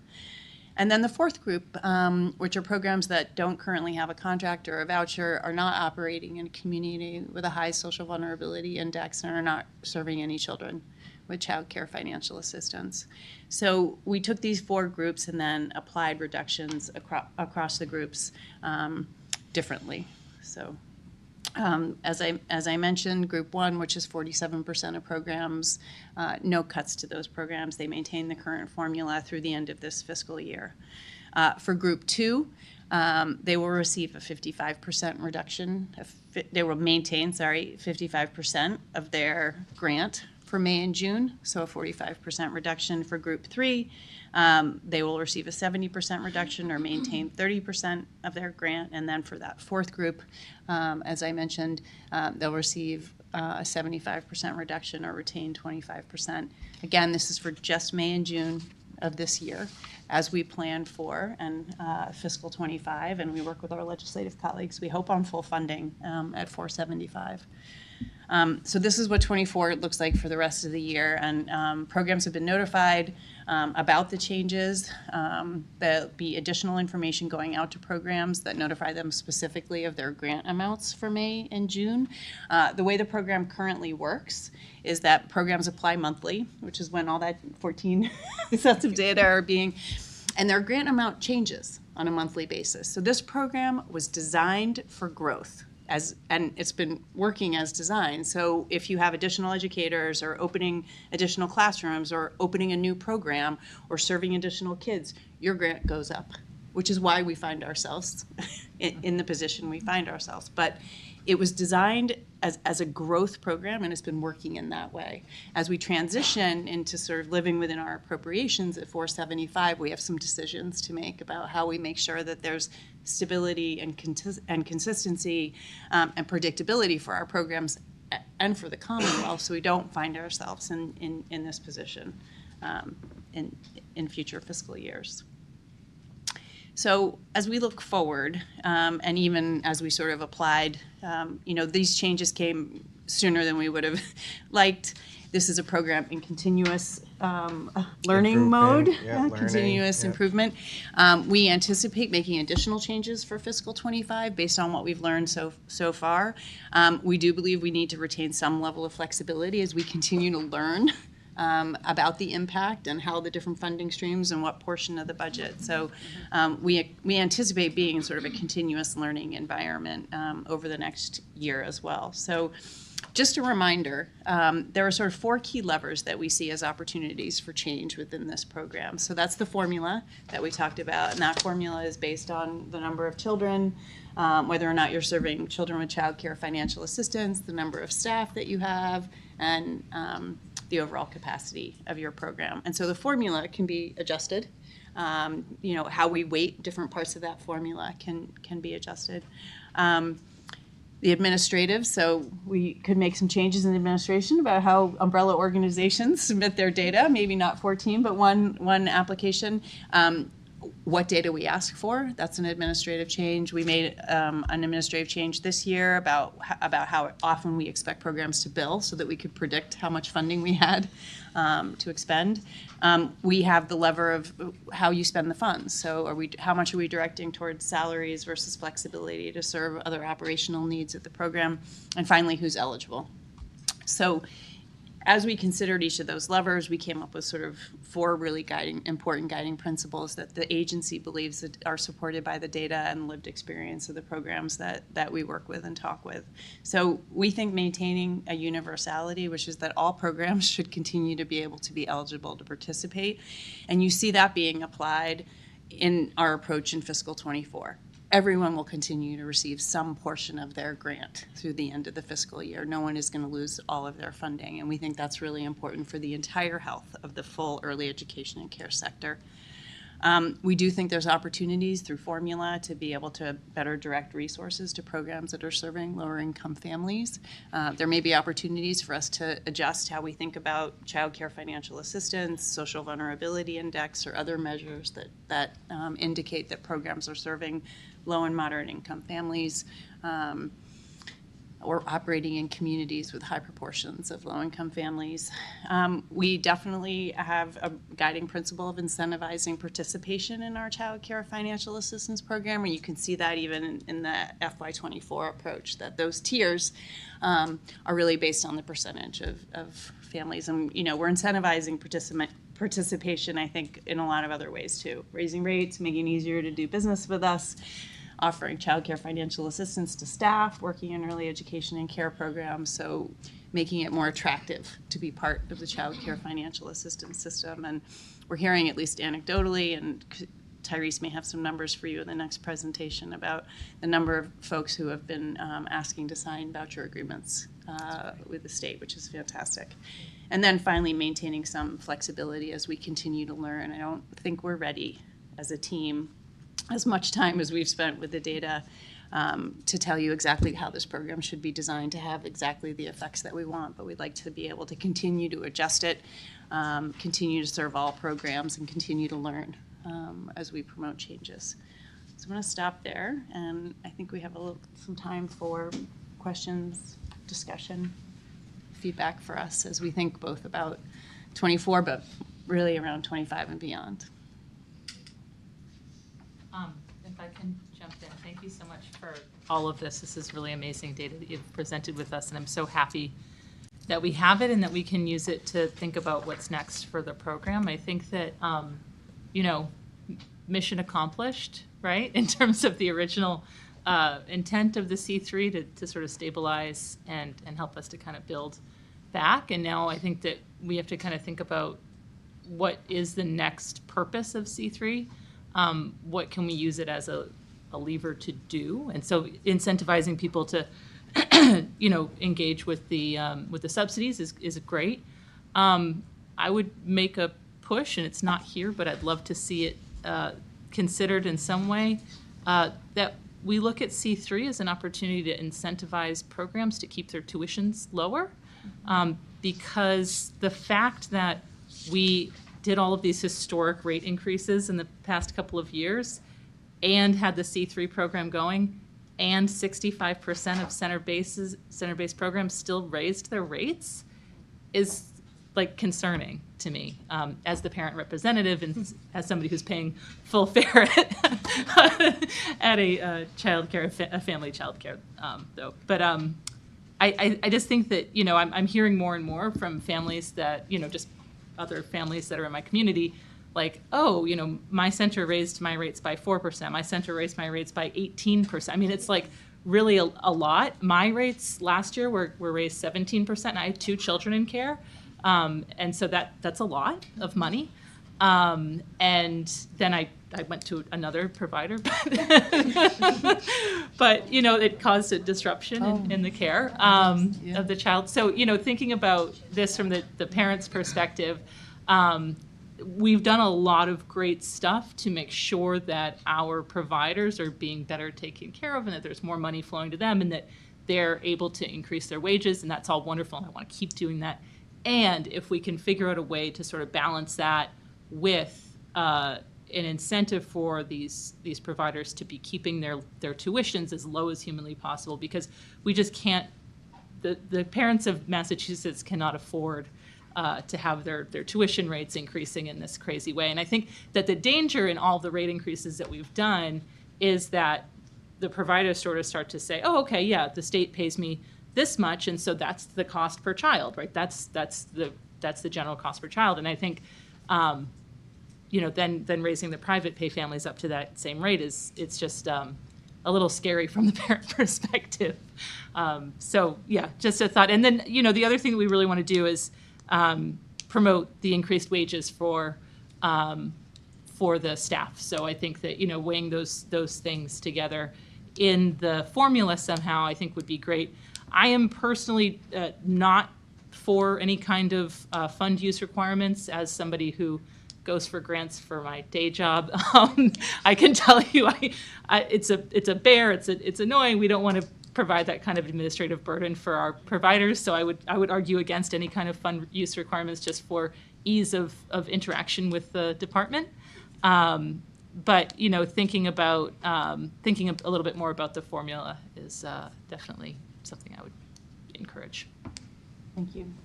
Although it sounds like we should do a fund use requirement that you can't raise you can't raise your tuition. Or is that? Would that be I guess that, I mean, that would be it would be a requirement, not necessarily a fund use, use but requirement. Oh, right, fund use right. is a specific So way how you spend the and fund. the team has been thinking a lot about affordability, because there are many programs who either are participating in child care financial assistance, but not all their families are receiving it, or are not participating in child care financial assistance, do have affordability measures, whether it's a sliding fee or a scholarship program, or maintaining and defraying tuition increases. So I think the team has been doing a lot of thinking about how that might play into an FY20, either an eligibility requirement or a requirement of the grant. So, and I would just say, when we think about universality, yes, we don't want to cut anybody out categorically. However, now that we know more about the cost of care, if there are programs that are charging tuition that is higher than the cost of care, should they be getting our taxpayer dollars? I don't think that that's the best use of it. And so, as we sort of learn more about the true cost of care and wrapping everything into that, I just think that we should, prioritize those places where, they're not getting to that full cost of care. So you would see, if we're thinking about C3 as sort of intervening between that cost and Yes. what parents are paying. Yes. I see. Mm-hmm. Yeah. Thank you. To help kind of bridge Yeah. that gap. Yeah. Other. I just want to there's no joy in this, right? It is trying to figure out, I'm grateful for the conversation because it is in service of continuous improvement and trying to manage the growth and trying to figure out how to do all the things we want to do with all the levers that we have. But just want to name that there's no joy in reducing funding for anyone in this field when I'm looking at the tiered chart, but also grateful for the work that the team and the thought that the team is putting into this in the moment, but also going forward. And just curious, I think when I reflect on this program, we talked about year one, it was kind of COVID stability. Then the following year, we did 6 months of funding, then another 6 months of funding, then a supplemental, and then we did some good advocacy and got $475 million this year, and we're a little short. And so predictability is always something that we've talked about providing for those in the field that are running the center-based and family child care centers. And so just if you could just remind us kind of the timeline kind of coming up to some of these changes. And I know it's embedded in the legislative process around what our final allocation will be, but just in service of if there are tweaks to either the formula, administrative fund, like what you're looking at, like what's your instinct on kind of a timeline to really start to think about those, in addition to receiving feedback through the info sessions, right? So I know there's a lot to do in a very short amount of time. Well, I'll start, and then if you want to weigh in, Jocelyn, too. So I think we're going to learn a lot in the next 2 months. Okay. This is the first time we've had to implement something like this. I think we're going to learn a lot about the groups and the impact, both in our listening sessions as well as in sort of the applications and what happens. So I think we want to use this time to see sort of who falls into what category and what the impact on those groups has been, as we plan for what I think would be another incremental set of changes in 25 that follow along these principles. And I hear you adding a couple more principles. One is predictability and stability, which we don't have represented here, but it's certainly something we've been talking about, and also making sure that affordability is high up on however we're approaching any changes. So I think we would anticipate additional changes. I think that what we've done in 24 is directionally where we believe we need to go based on the principles.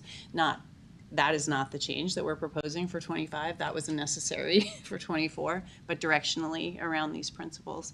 But we would anticipate continuing to learn and potentially additional changes into the future and into FY26 if we're fortunate enough to have funding for the program. Do you want to add? I think just a recognition that FY25 is coming up very, very quickly. Yep. And we realize we have like half a second to That's it, start and that's talking kinda what about I was- what's coming yeah. next. But to the commissioner's point, we do want to make sure we're taking this opportunity and really hearing all the things that people have to tell us about the experience right at this moment in time, so that we are making sure that we're thinking about everything that's out there that we should be considering in doing this. So it's a balance, but Yeah, and we've heard a lot. we feel the pressure too. Yeah, and we've heard a lot about this today about, the voice of the providers in the field. We saw it in the testimony, we hear it all the time. So I'm wondering how many more times we could plug the info sessions between now and the end of the meeting. But it was just a really good opportunity to understand the impacts that continuous learning about, not everyone can make it to a meeting and testify, and we're grateful for those that do, but like the other opportunities to share the impact so that while we're in that learning mode, we can really understand the impacts beyond just the board's input, so. I think the other thing I just want to reiterate is that there are a lot of things that we could do with this grant, and I really appreciate the thought about all of those things, but it will, like any budgeting exercise, it will always be a balancing act. Yeah. Particularly when you're thinking about supporting budgets that are inevitably going to grow year over year over year. And we're looking at a place where, we're really hoping for level funding next year, but, how do we start thinking about all of these different pieces, how they balance across each other, and how do we manage growth in the context of a year-to-year budget? And it'll lead to our next conversation, but we're maxed out on caseload, right? Like we are pushing everything to a really interesting place that Spend every deserves dollar. this type of dialogue and conversation so that we can sort through it to figure out what to do best. So thank you guys for spending the time on this. Other I can imagine how much pain it has been to figure out the right way to do this, because you're creating pain. And I don't disagree with your way of thinking about the groupings. And I think you've already made the decision on May and June. I guess I just want to emphasize as someone who has been on the hook for a budget, the pain that is created with a hit of 12.5% without that. And I just wonder, and I'm assuming you've done all the analysis of what if Group 1 had a 2% hit, and what would that mean for Group 4? Just from the notice was short, versus applying this out in a year when you had more time to plan for it. And it'll be interesting to see if the participation rates, the 89% participation in the C3 program is going to have irreparable damage.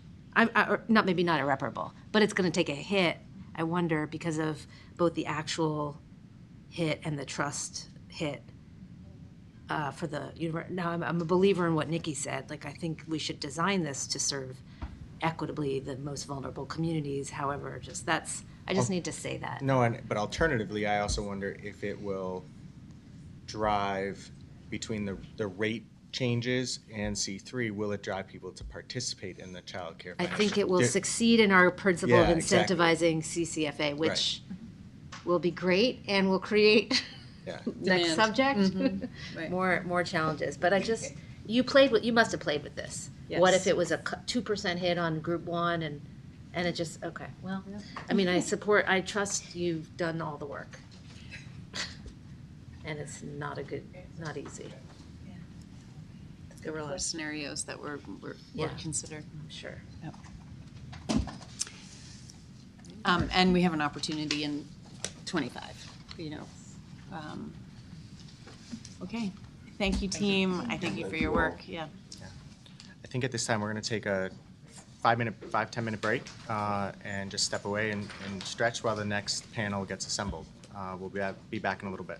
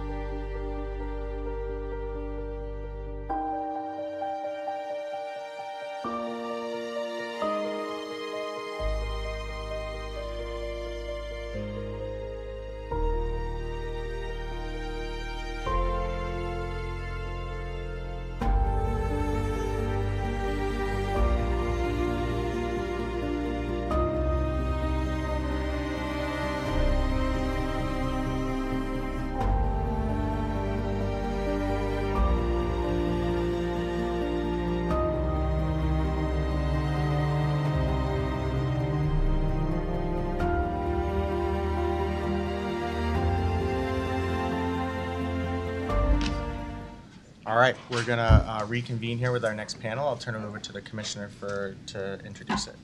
Thank you, Mr. Chairman, and we're welcoming Deputy Commissioner for Family Access and Engagement, Tyrese Nicholas, and also Bethany Glass, who you may not have met, who's our Director of Child Care Financial Assistance. And as I said in the beginning of the meeting, we are digging into sort of each of the key components of the governor's FY25 budget proposal. So we want to turn to talk a little bit about our child care financial assistance programs. We spent a lot of time over the last couple of years talking about these programs, our policy reforms, changes to the programs. At last month's meeting, I gave you a verbal update about sort of caseload trends and where we are. Similar to C3, this is a program that has been in growth mode since the pandemic, and we've been pressing the accelerator through a number of different tools in order to grow the caseload back to our pre-pandemic levels and make sure that we expend every single dollar that's been appropriated for eligible families on those families. And as I reported last month, we hit our goal for this fiscal year earlier than we expected, with a caseload of about 58,000 children. So we thought it would be helpful for the board, both in thinking about the governor's proposed investments for FY25, as well as sort of as we move also in this program from growth mode into sort of maintenance and operational consistency mode, for you to have a little bit of an understanding of where we are on caseloads by different trends. And we're also going to provide, many folks on the board have requested a little bit of a primer on our wait list, what that means, how many kids are on it, and a little bit about how it works. So I've asked the team to also share a little bit about that. So Tyrese and Bethany, I'm going to turn it over to you. Thank you. Thank you, Commissioner. Afternoon, Chair and Secretary and Chair members. I think we should start by allowing Bethany to introduce herself, tell you where she's joining us from, and then we'll get into our presentation. Good afternoon, Board. Thank you for having me. And I have been with EC for 9 months, and I've come to you from the Department of Children and Families, where I oversaw the DCF supportive or DCF related contracts for about 10 years. So I'm glad to be here and presenting with Tyrese today. Welcome. Thanks for being here. Yeah. Thanks, Bethany. So I want to start and celebrate. Right. I know it's hard to celebrate while we're saying that we've reached what some are saying like our max capacity, or we're trying not to spend beyond our means. But I think there's also some celebration that we must do. Right. We have, as the Secretary likes to say, we're stabilizing, right? We're healing and recovering, and we've recovered. Right? We've recovered, we've put in a number of things to really increase access to family support programs and get our caseload to where it was pre-pandemic, right? And so what I'm gonna walk through in the beginning of our presentation is like, what has that look like over our caseload? We'll look at it in 2 different ways. We'll look at it over the last 4 years, right? From the start of the pandemic through to now, and we'll show you what that looks like in 2 different ways. So that's going to be over time, and then we're going to look at our current caseload over the last year, right? As the commissioner said, we've done a lot of shifts in the way that we administer child care financial assistance. We really shifted from a focus on providers to a focus on our families, and that's like treating families with dignity and respect, making it easier for families to move through our system. And I believe all of those things are things that we should celebrate. And they really have helped us get to the place where we can say we've reached over 58,000 children in child care financial assistance, and that deserves a celebration. That deserves a celebration. So I'm gonna stop. So let's look at the caseload. So the first slide you'll see in front of you is our caseload by program type and funding source. And so we have 2 appropriations for child care financial assistance. That is DTA and DCF related, which is one caseload appropriation, and the other is income eligible. So as we know, the pandemic started around March. Today I was like, what's the date? Like, what's the date that the pandemic? I think it was either March 13th today. Yeah, we had March 13th, 15th, and then we had the 16th was the day like offices closed. And so you'll see here, that's when things closed. But when childcare opened back up was actually in June. Like actually in June, many families probably weren't sending their children back to care at that point. I probably wouldn't have, but that's when it was actually open for families to come back to engage. And so as you look over the course of the last 4 years, you'll see gradual increases year by year. You'll see dips. You'll see bigger increases around the months of August and like September-ish in each year. And that like is directly connected to back to school. Right, and transitions for many children. And you'll see over the time the caseload has continued to grow and grow to where we're at now, which is at around 58,009. So that's about 59,000 children. If you look at the red and the blue line, that's our DCF and DTA children, and you'll see while all the income eligible children have moved gradually up and up, those two caseloads are kind of like been a little stable and a little lower. And some of that is due to their caseload and fluctuation. So DCF's caseload is a little bit lower. We know that DTA's caseload has increased.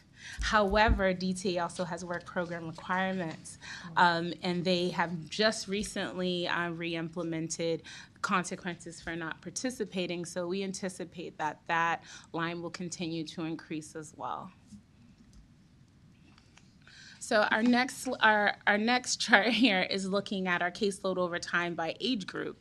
So if you look, the blue line is for infant, our preschool is red, and then the gold is school age. And I think that's like a light gray or light green for toddler. It's a seafoam. Seafoam. I have new glasses, so yeah, it looks like seafoam. And you'll see the same influx, but you'll get to see the ages. And if you look, I immediately go to infant first, right? That infant line's been pretty kind of steady, but it's also increased, right? It's definitely been an increase there. And if we look at our school age, we'll see we'll see that there's a bigger increase there. If we kind of go back to what the previous team was talking about, the increases in providers has been an infant, in school age. And so hopefully we'll see more infants being enrolled to align with that. But we'll see in school age, you see the increase, and you see the dips. The dips are all related to transitions at the beginning of the school year, closing out summer. Yep, summer. Summer is always going to go up because a lot of our school-age children are going to be going into camp, and then some of them, they may not need the child care financial assistance during the school time.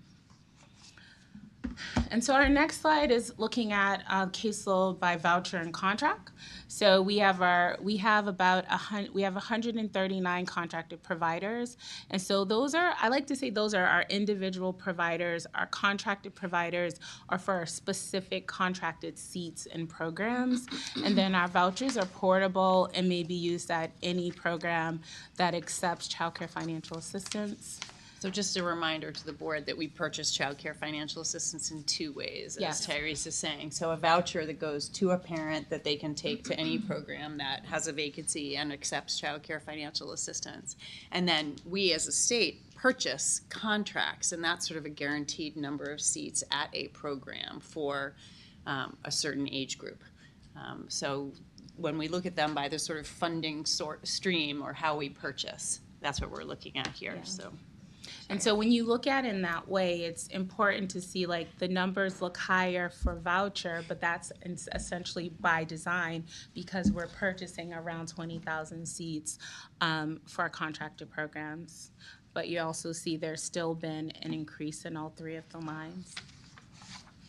And so this is our current caseload. So when you look at the current caseload, this is from January of 2023 through to January of 24.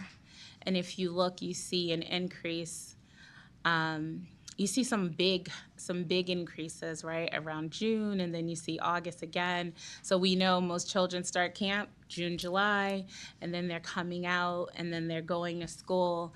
And then we know that our preschool age children are often shifting into school age, and so that's where we believe you see some of those influxes. And then you see a decline, which is relative to the same transitions, and then we go right back up. What I love about this slide is that in October,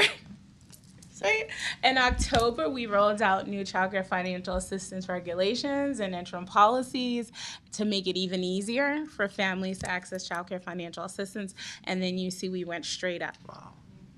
Right? We made access easier. And so this is part of why I was like, we have to celebrate, because you can see we made shifts for our providers, right? There was a lot of work to C3 supported our providers through a pandemic, right? We're getting through pandemic recovery. And then we made a shift. During that time, EC was working steadily on how do we increase access? How do we treat families different while we're still supporting our providers? We did that work. We implemented the regulations and the interim policies, and the caseload continued to increase. So was the downward shift there between September and October just seasonal? It's always seasonal, yeah. Isn't it interesting? It's that dramatic. Yeah. What's interesting, as some of you may know, before joining EC, I worked in the TANF program at the Department of Transitional Assistance. You see the same shift there. So, and part of that is seasonal workers. And so you have family, you have staff that work in schools, and they are maybe working in food services and other programs, some teacher assistants, some paraprofessionals. Their contracts don't extend through the summer, and so some of those families end up being eligible for TANF. And then we have to think of our other seasonal employers. It's the same thing. It goes up and down. Yeah. It's so interesting when we talk about the levers, like you can clearly draw a straight line to the fact, implement changes, increase in caseload, yeah. Yeah, and then we can't, and we implemented the ECE pilot in January 11th as well, and so we'll get into some of the data there as well. So this is just the data and the numbers. Some of, I like to make sure that we're thinking of all our learners, our adult learners, and I like to see the numbers. And so here's the data over the last year by number, and you can see it also by the funding source and contract versus voucher. Some people read spreadsheets. Some people read trend lines. I read both, but it's my preference. Well, I think you like you trend have lines. special talent. To grow that talent over time, I like the numbers.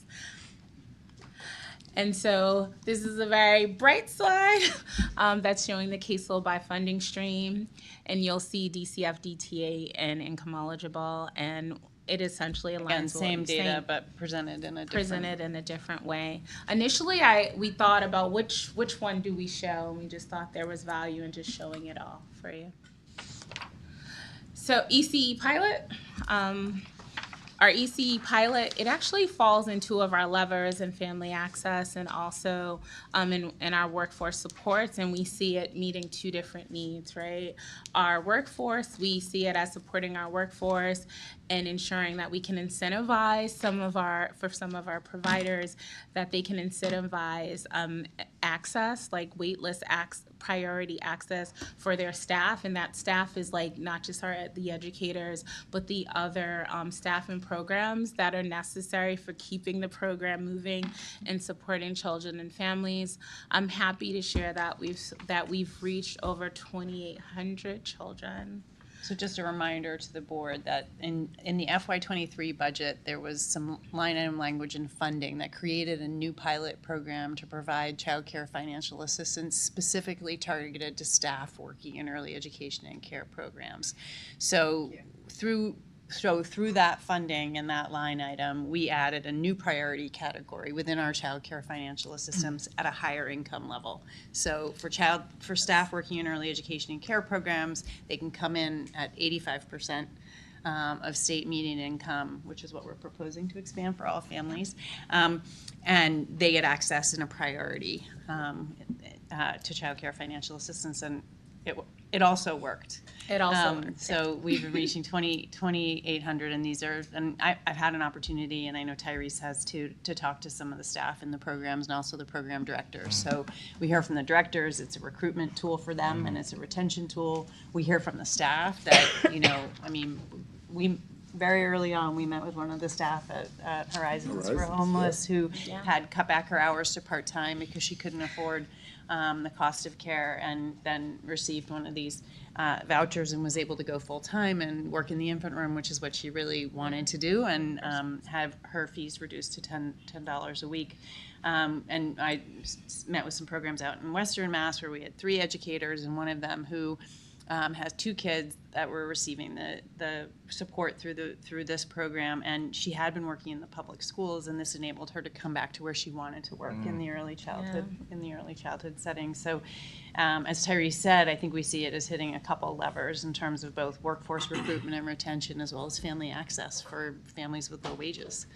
So it's a way to increase the whole compensation package for our early education and care staff. So. Yeah, when I was thinking about it today, actually, Commissioner, I was like, the other side of that is the impact to the family and their ability and their economic stability, and being able to understand what has the impact been there, right? Our educators are also families, right? They're also mothers, fathers, and what has this pilot? Like, what has the level of access up to this pilot? How has it helped their family and helped them, you know, thrive, not just in their work environment, but in their family and their personal environment? And do we have a plan to find out more about? Yeah, so the plan is actually to not just survey the providers. We're going to survey the providers, but we're also going to survey the families to see what the impact has been in all of those areas, and we'll be happy to share that information later on in the year. So that's the overall plan. So we have 2,100, almost 2,200 children enrolled in the program, and we have we have about 650 waiting. So that just means they're in, you know, some are active on the wait list, meaning they're waiting to be offered funding, and then there's about 207 that I say that are in process. That means they've been offered funding and they're in the application process to determine their eligibility. There's something else that's here that's not on the slide, and while our research and data team was up and our workforce team were up presenting, I was like, wait a minute, I have to share that we have, over the last year, so since the launch of the pilot on January 11th through to March 7, we have 851 new providers that are accepting child care financial assistance. Of that, 210 of those have ECE staff. And so another thing we're trying to learn is the correlation. That's interesting. That's amazing. Right. What is there a correlation? Is it have we incentivized for some of our programs, some of our licensed programs that don't take child care financial assistance, have we incentivized for them to take it?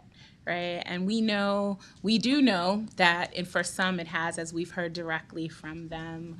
We've received, I've received, if you can imagine, since the last board meeting, a number of emails around understanding what does maximizing caseload mean for child care financial assistance, because for many of our licensed programs, they have, they use the pilot as a way to incentivize employment within employment of educators.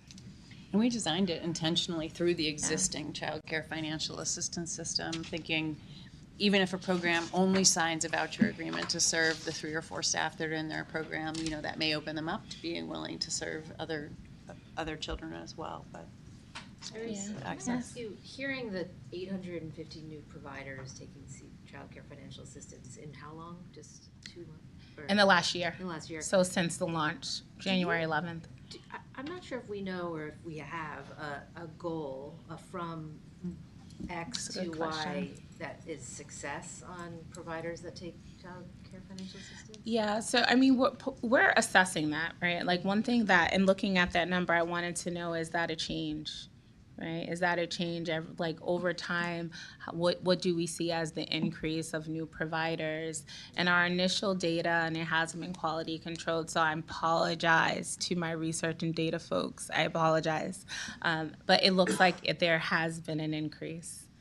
Percentage-wise, I can't share yet because it's not validated, but it looks like it has been an increase over the years, You'll not have to just come over back the to the years. next meeting if you want to hear what the You can- oh, yes, the Mark. increase of percentage of licensed providers are that are now participating in childcare financial systems. Compelling. Can I just ask one other Sure, question? Judge. On the waitlisted and pending enrollment, is there also data on whether are these new families with a first child entering the system, or is this sibling in waiting? I'm just thinking through like what's the economic impact to the family if they're trying to figure out if they're off the wait list, when, what does that look like, doing their own budget and just planning. Do you know the answer to that? I don't or know the not? answer, but Just- that's a great question for us to look at as we have been doing some deeper dives into, which we'll get into later on in this presentation. We've been doing some like deeper dives into analyzing the wait list and who are the families on that. So these are great questions for us to consider in that analysis. And also for the survey or focus group with We can ask that participants. question, yeah. I think we can ask some of those questions too. Great question. And so looking ahead, right, we've reached the 58,000 children that we can serve within our appropriation, and we know this is success of not just our reforms and the efforts that of our internally within EEC, but it's really the efforts of our child care resource and referral agencies and our providers. And so I want to take the time to say thank you to all of our providers. Thank you to all our family access administrators. Thank you, Maria, and your team for working diligently, and all of our child care resource and referral agencies and contracted providers. Through our collaboration and partnership, we were able to get here. Right? And through that partnership and collaboration, we're going to be transitioning, right? We're going to be moving from growth to really maintenance. And what that looks like is it looks like us monitoring our data very closely. We're going to be looking at our caseload data month to month to assess the level of funding that we can continue to offer. Access is still very important for us. And so we want to be able to keep access open, and the way that we're going to be able to do that is through this monitoring of our caseload and our data, which makes it really important for us to moving families that are in their pending status to an enrolled status, so that we have a clear assessment who's there. And then we're gonna be lifting some of our pandemic era flexibilities. During COVID, there were some flexibilities to our contracts that allowed contracted providers to go above their slot allocations. We've now had to put in a cap there. And then we're going to be trying our best, and we really don't have an option, but to keep within our caseload levels, to stay within our funding and appropriation. And what that really looks like, what this means for providers is that, one, the wait list is still open. Right? The wait list is open, and new families should continue to be screened and added to the wait list. No family should be denied access to the wait list, because that's like the means for most income eligible families to come into the system. What EEC is committed to doing is we'll be informing I'm going to say family access administrators, and our family access administrators are inclusive of our contracted providers as well as our child care resource and referral agencies. That I say family access administrators, and I call it out because they have the ability to administer child care financial assistance. So they're determining the eligibility, and they're maintaining the wait list by putting families on and taking them off. What this means is, like, for our CCR&Rs and our contracted providers, they're going to continue to work on they're going to continue to work with families. We've asked them, any family that you have in a pending status. That means you've contacted them and you've offered funding to them, or you, for our contracted providers, you have said, I have a seat in my program. We're asking focus on those families, get them enrolled as quickly as you can so that we can ensure that we have funding for more families. No family will have any kind of disruption that's already receiving child care financial assistance. We will be maintaining what we call as continuity of care. So continuity of care, defined by EEC, is any child that is currently receiving child care financial assistance, and if they transition to another program or if they age up, they will continue to receive child care financial assistance. And that's including those families who may be in the DTA or DCF caseload and they're transitioning to income eligible because their case is closed. Those families too will remain they will continue to have access, right? And our DCF and DTA families, that caseload is different, right? It is an entitlement. So that means those families have immediate access. There is no change there.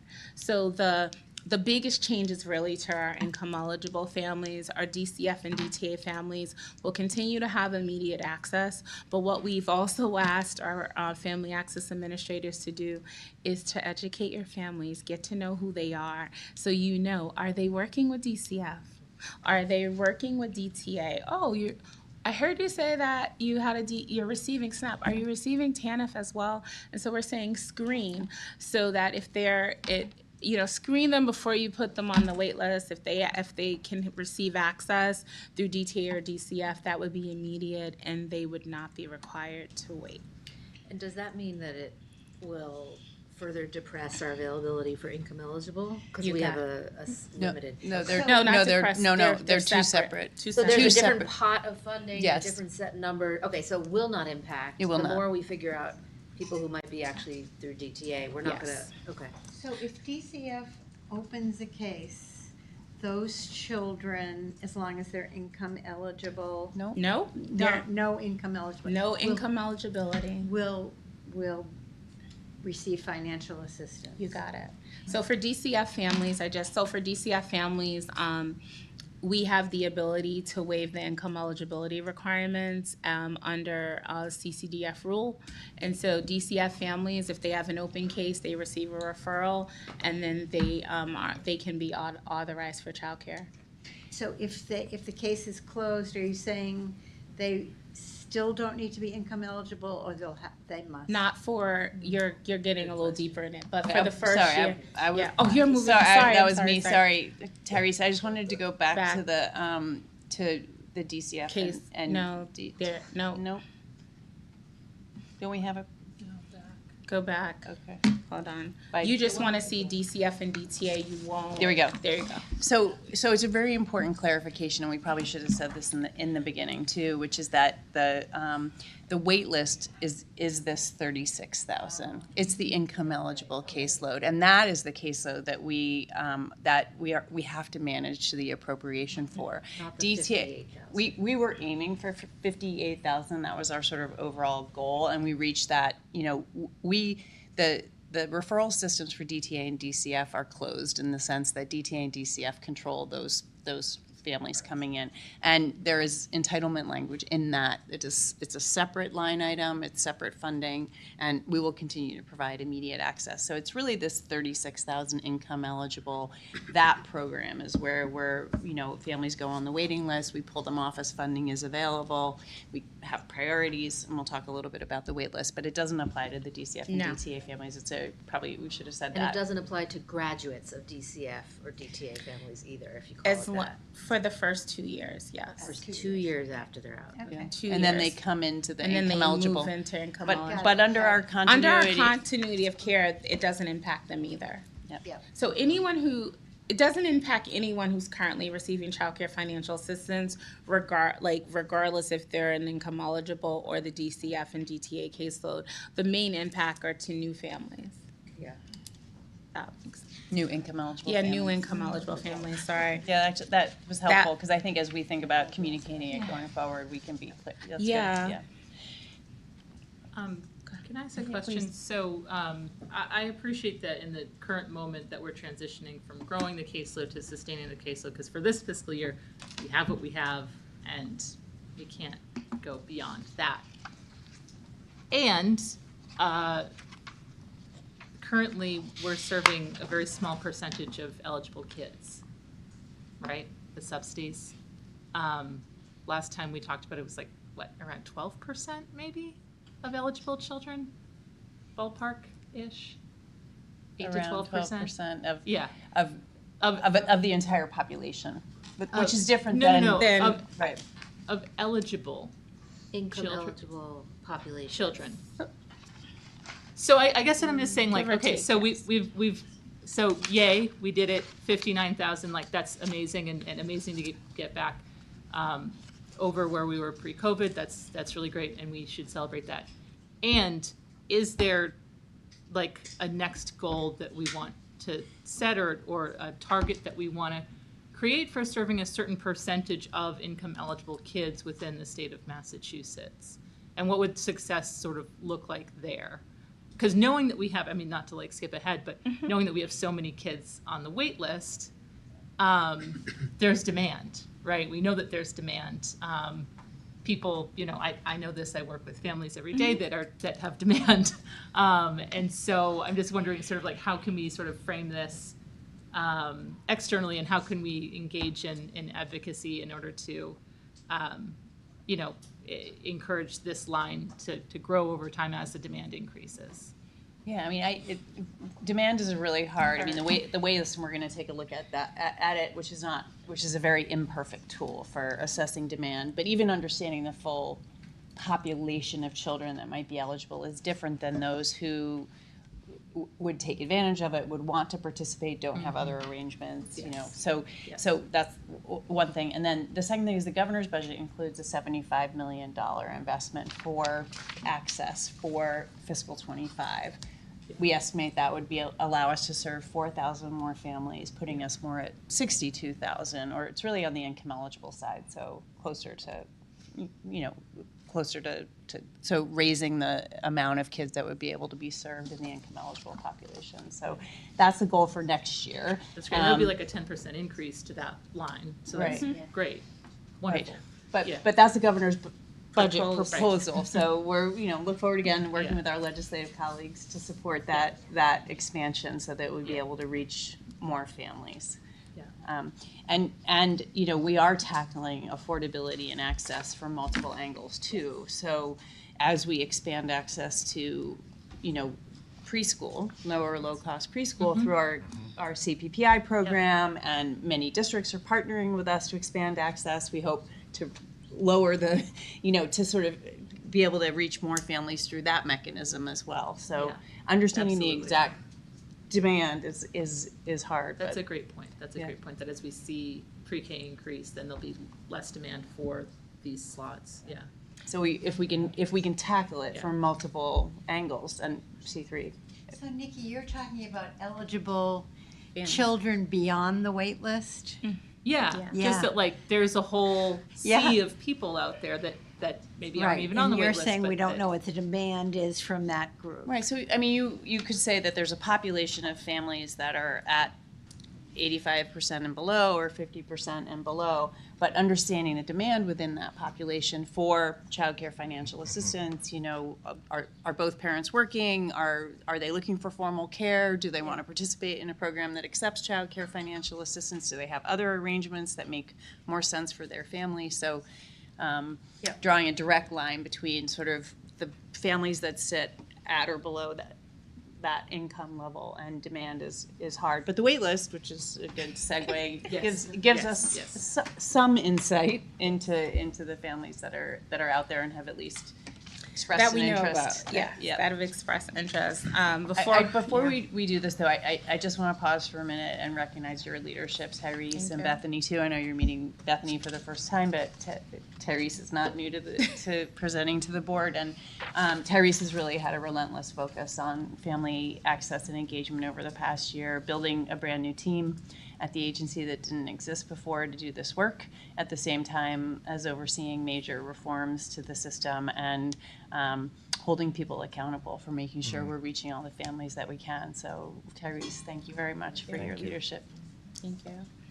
So as we segue into the wait list, I want to frame this by saying it's an imperfect system that we're currently using. And we are working towards reforming it to be better. What we want to do today is help folks at least understand what it is, right? What it is in its current state. Bethany is going to walk through what the wait list is, provide some kind of like foundational understanding, and then we'll show you some numbers as it relates to the wait list, and we'll close out with like what we hope to see in the future for it. And please, I'm pretty sure you'll have lots of questions, so I'll turn it over to you, Bethany. And just keep an eye. Time. So this first slide that I'm going to show you is really just the overview that we just discussed around the 3 financial assistance programs that exist and are offered to families through vouchers or our contracted seats. And DCF and DTA, as you can see, are our smaller programs that are the entitlements that we were previously discussing. And these are the closed referrals that will come directly from the Department of Children and Families or CTA. And then on the blue, you see our income eligible population, which is our biggest program. And that includes our families that are experiencing homelessness and our young parents as well who are under the age of 24. So these are the programs that exist under Child Care Financial Assistance. And the key here is that our income eligible families are the ones who have to go on to the wait list, right? DCF, DTA have immediate access, but our income eligible families must be placed on the wait list in order to access child care financial assistance. And I'll talk a little bit about that in the next couple of slides. And as Tyrese said, she'll talk about the data that we have as far as these populations right now. So child care financial assistance, the wait list, this is a place where all families who are really seeking child care financial assistance through the income eligible program must be placed on. So that's what it is. It's a statewide list for families that are in need of financial assistance to pay for early education and care. And it is not a placement list. It doesn't correlate to availability in the community. This is really just a family saying that I need support and I'd like some support from the state to access this service.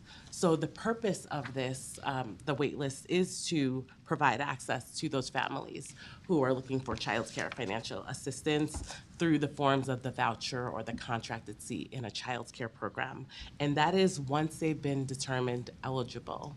So that's a very important thing to sort of pause at, that it's once they've been determined eligible. These families may be on the wait list right now and they are not eligible for child care financial assistance, but they have put their name on because they have an interest in learning more. And as I go on to the next slide, we'll talk about the process of the family's journey and how some questions are asked and eligibility, at least on a soft screening level, is determined so that a family knows their choices. So as far as how it's managed statewide, regionally, or locally by EEC, Mass 211, the CCR&Rs, and our contracted programs, and this includes family and child care systems.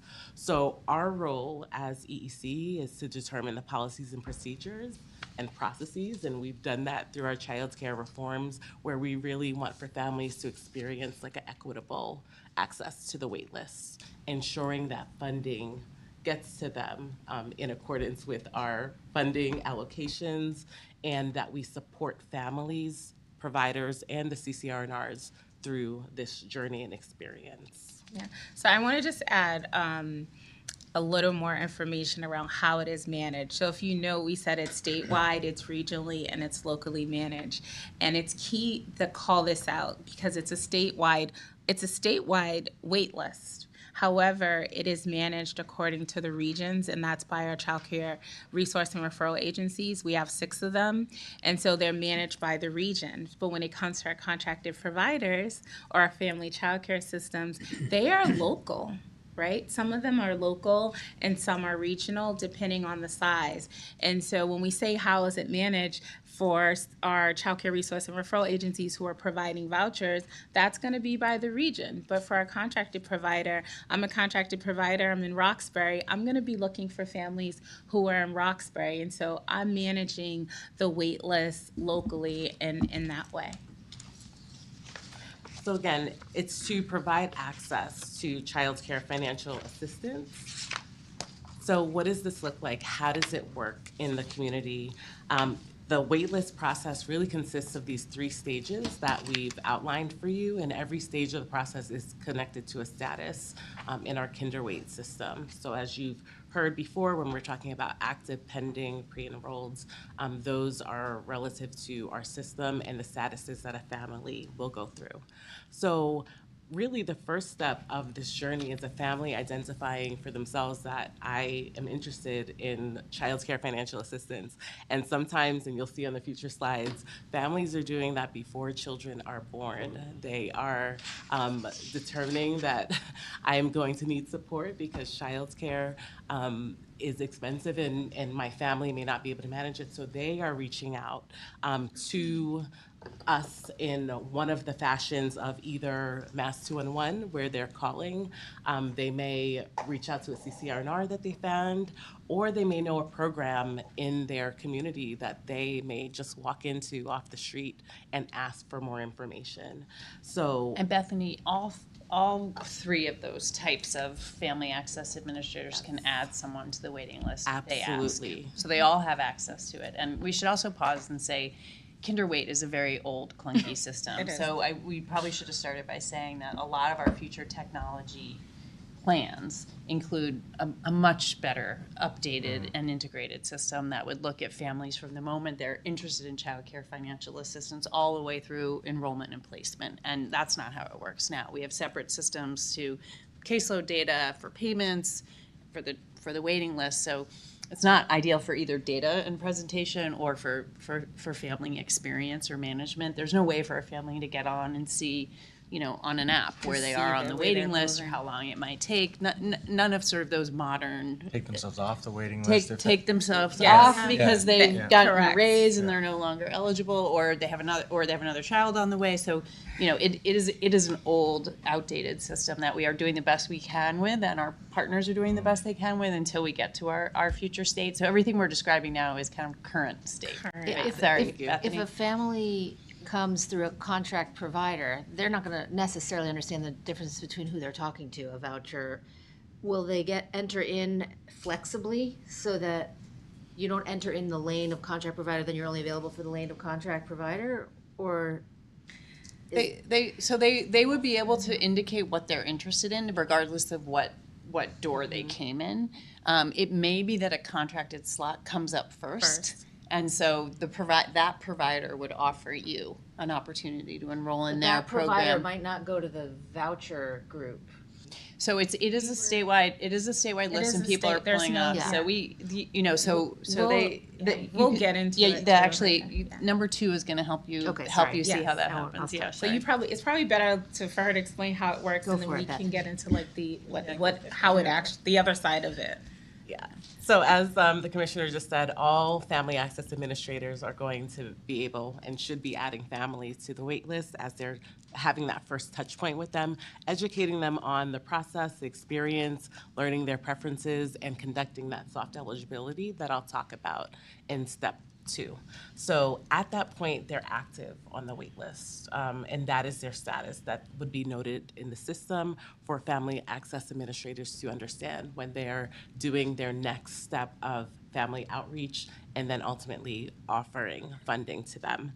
So when a family access administrator is offering funding to a family, they are looking, and Tyrese sort of described it, at their region, also the availability in their program if they have particular age groups, the priority status of the family. And I should sort of say that during that screening, those are the questions that we're asking to make sure that if you're DCF involved, if you're DTA involved, we want to navigate you to those systems that are going to give you that immediate access versus putting you onto the wait list. But if you're here in the second phase, the provider is then, as availability becomes available in their program or funding with the CCR&Rs come available, looking at the wait list, their region, the competing Yeah. priorities to then pull families. Just to or add clarify, them. what is actually happening in stage 2 is right. So you have the waitlist intake. That's like, hey, I'm interested.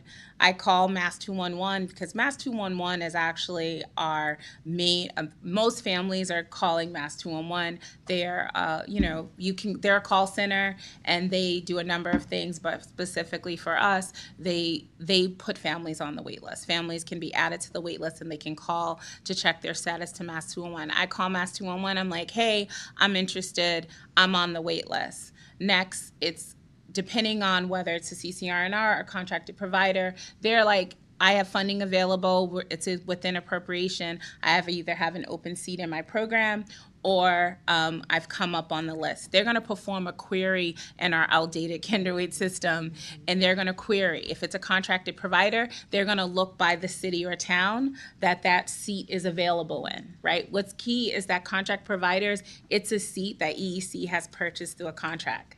So they're going to say, hey, I have a seat. I'm here in Roxbury. Ooh, that parent. Who's the parents that live in Roxbury within that age group that I have a seat in? They're going to go to Kinderweight. They're going to run a query. They're going to put in those data elements, and they're going to get a list. That list is going to be, it's going to tell them when the family was added to the wait list, the age of the child, and then that's where they're going to send out, they're going to offer funding. That's the family outreach offering funding. And so the family has been contacted there about funding. Hey, I'm waiting. That family is then in a pending status because they are now the CCR, the Family Access Administrator has now sent them a letter via email, if they have an email address on file saying funding's available for you. The next portion of it is what Bethany was getting into, which is like eligibility determination. I got the letter. I'm like, oh my goodness, funding is available for me. So I'm getting a letter. And if I'm working with if it's a CCR&R sending that letter out, I'm getting a text message, right? Saying, hey, there's funding, call this number. I'm calling the same day. And they're saying, and then I talk to Maria. Maria's like, hey, Tyrese, oh, thanks for responding. I'm going to send you some materials. Here's all the things that you need. She's going to educate me about what's available for me and what eligibility documentations I'll need to send back in with my application. I'm going to get an Adobe application that's fillable for me to complete it as a parent, and I'm in the eligibility determination status, which is the pending pre-enrollment. What's the timeline of that journey? It varies. It varies. So we're going to get into that a little bit later.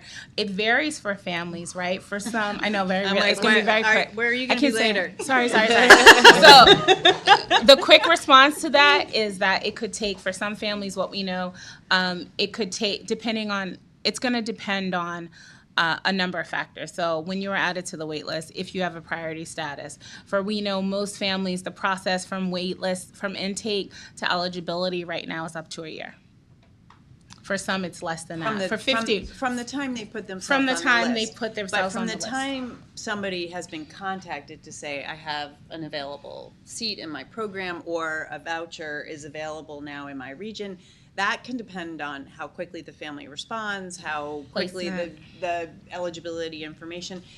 For a contracted provider, it could happen very quickly. It could be a call. It could be, come on in, let's do this, let's get you enrolled. I mean, everyone is motivated to get that child enrolled. Mm-hmm. You know, we have been, the stuff that Tyrese was just talking about and we've been reporting on over the years, we've been, it used to be letters going out to very old wait list records and they would come back with they wouldn't come Maria back. Can tell you this too. So we've started to try, we cleaned up the waiting list. The fresher the records are, the sooner we can get people into the system. We've added texting and we've added a single online application. It used to be multiple paper applications and we've streamlined the documentation. So one of the KPIs that we've been talking about for a while is the timeline from the time someone is notified that they are eligible for financial assistance to the time that we get them enrolled.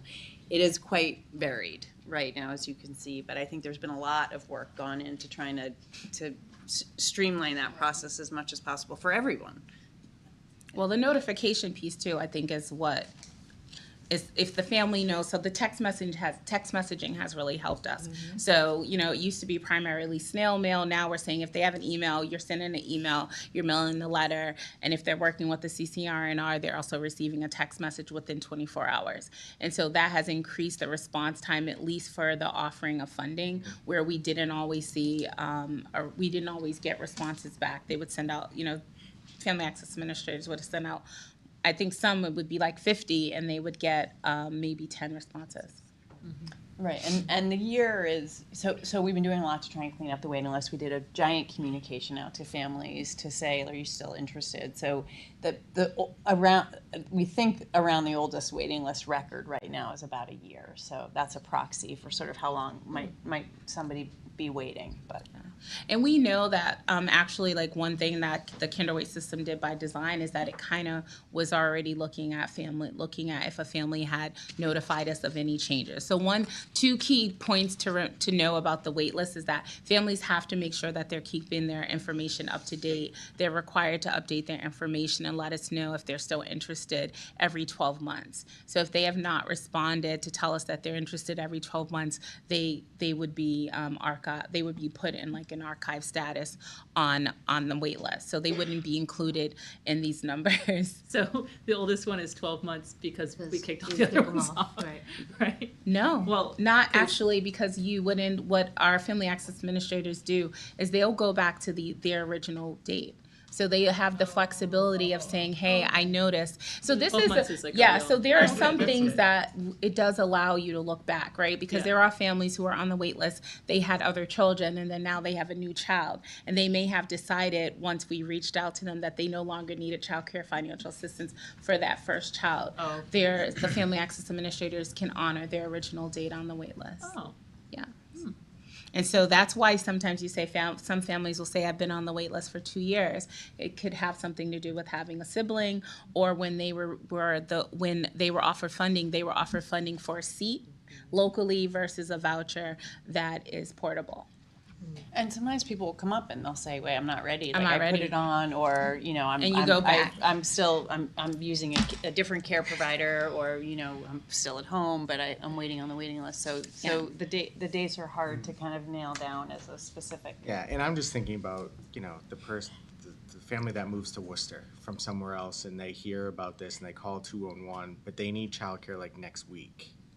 Yeah. Right? So, they don't have the relationships of knowing somebody that's in the business, you know what I mean? Like, I'm just trying to think through that. The Just got a job. They can only say yes to the job if they know. Yeah, like I'm just trying to, and I understand, like, you guys are working so hard on this. So we're working on it. Yeah. You know, Paul, I mean, I think you know me enough now to know that I'm always like, how do we meet the needs of the families? And when we have a family like that that's in crisis, we also have said, like, EEC is flexible enough, reach out to us and let us know, and then let us help you make that decision. Just don't turn that family away. Still put that family on the wait list and educate. So we are like, educate families of what the process is and what resources are available for them. Like, educate them. At least we know if they call Mass 211, Mass 211 is going to say, hey, here's the other things that may be available for you.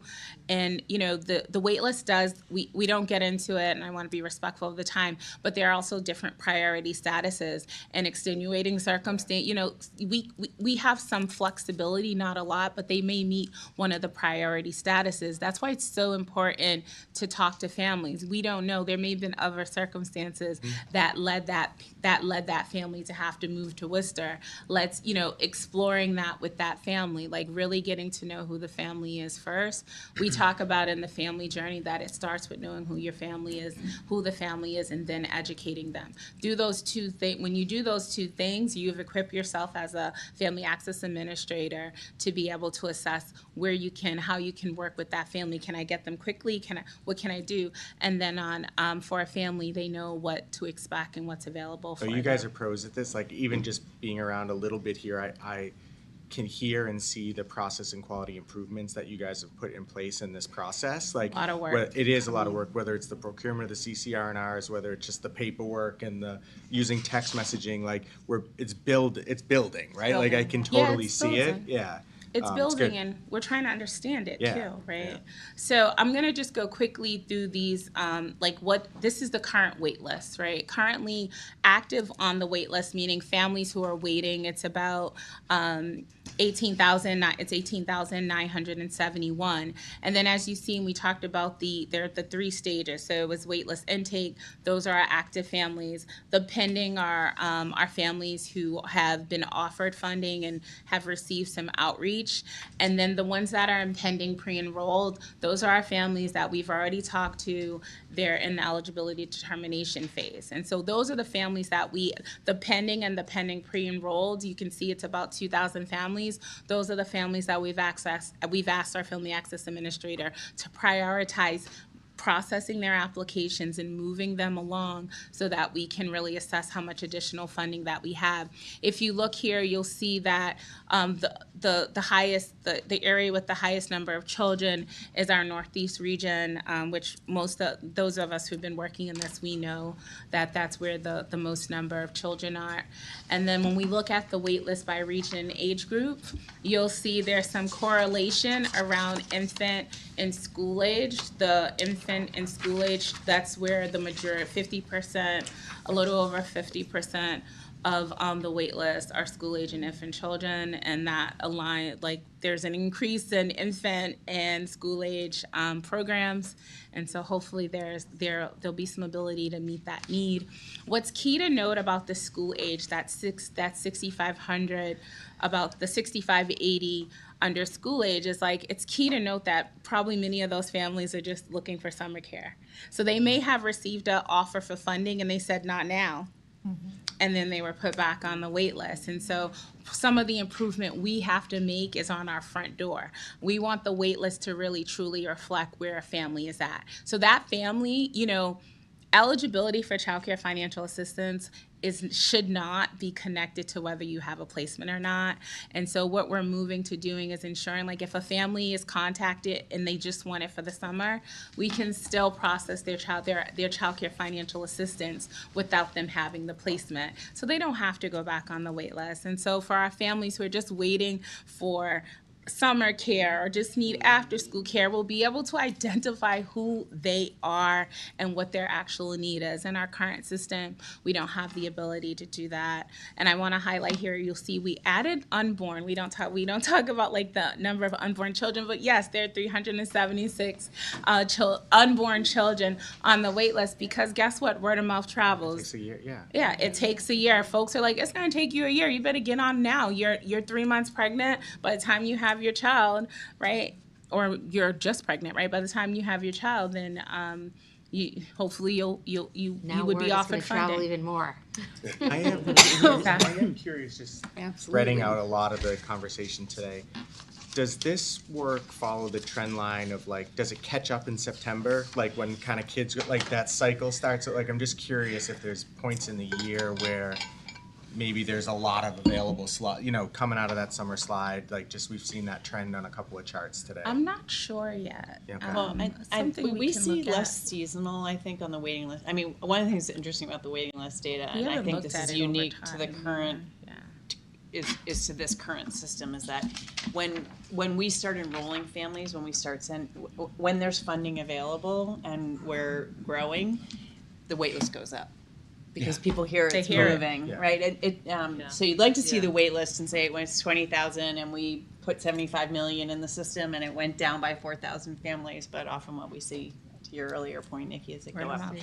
But You see it again, the data Yeah, they're is, it's moving. Right. the data is quite imperfect and we don't have enough we do envision a future state where it's really a placement list of eligible families and we can move them when funding's available and a provider would have a spot open and they would be able to just very quickly expedite enrollment, but that's not today's That's not state. today. Yeah. Thank you, So guys. Yeah. you're welcome. So kind of what's next is what the commissioner is saying is really improvement. Some of the things we will be working on improving in the upcoming months is asking more questions on our front end. So the soft eligibility screening that is currently in our policy will be in our Kinderweight system.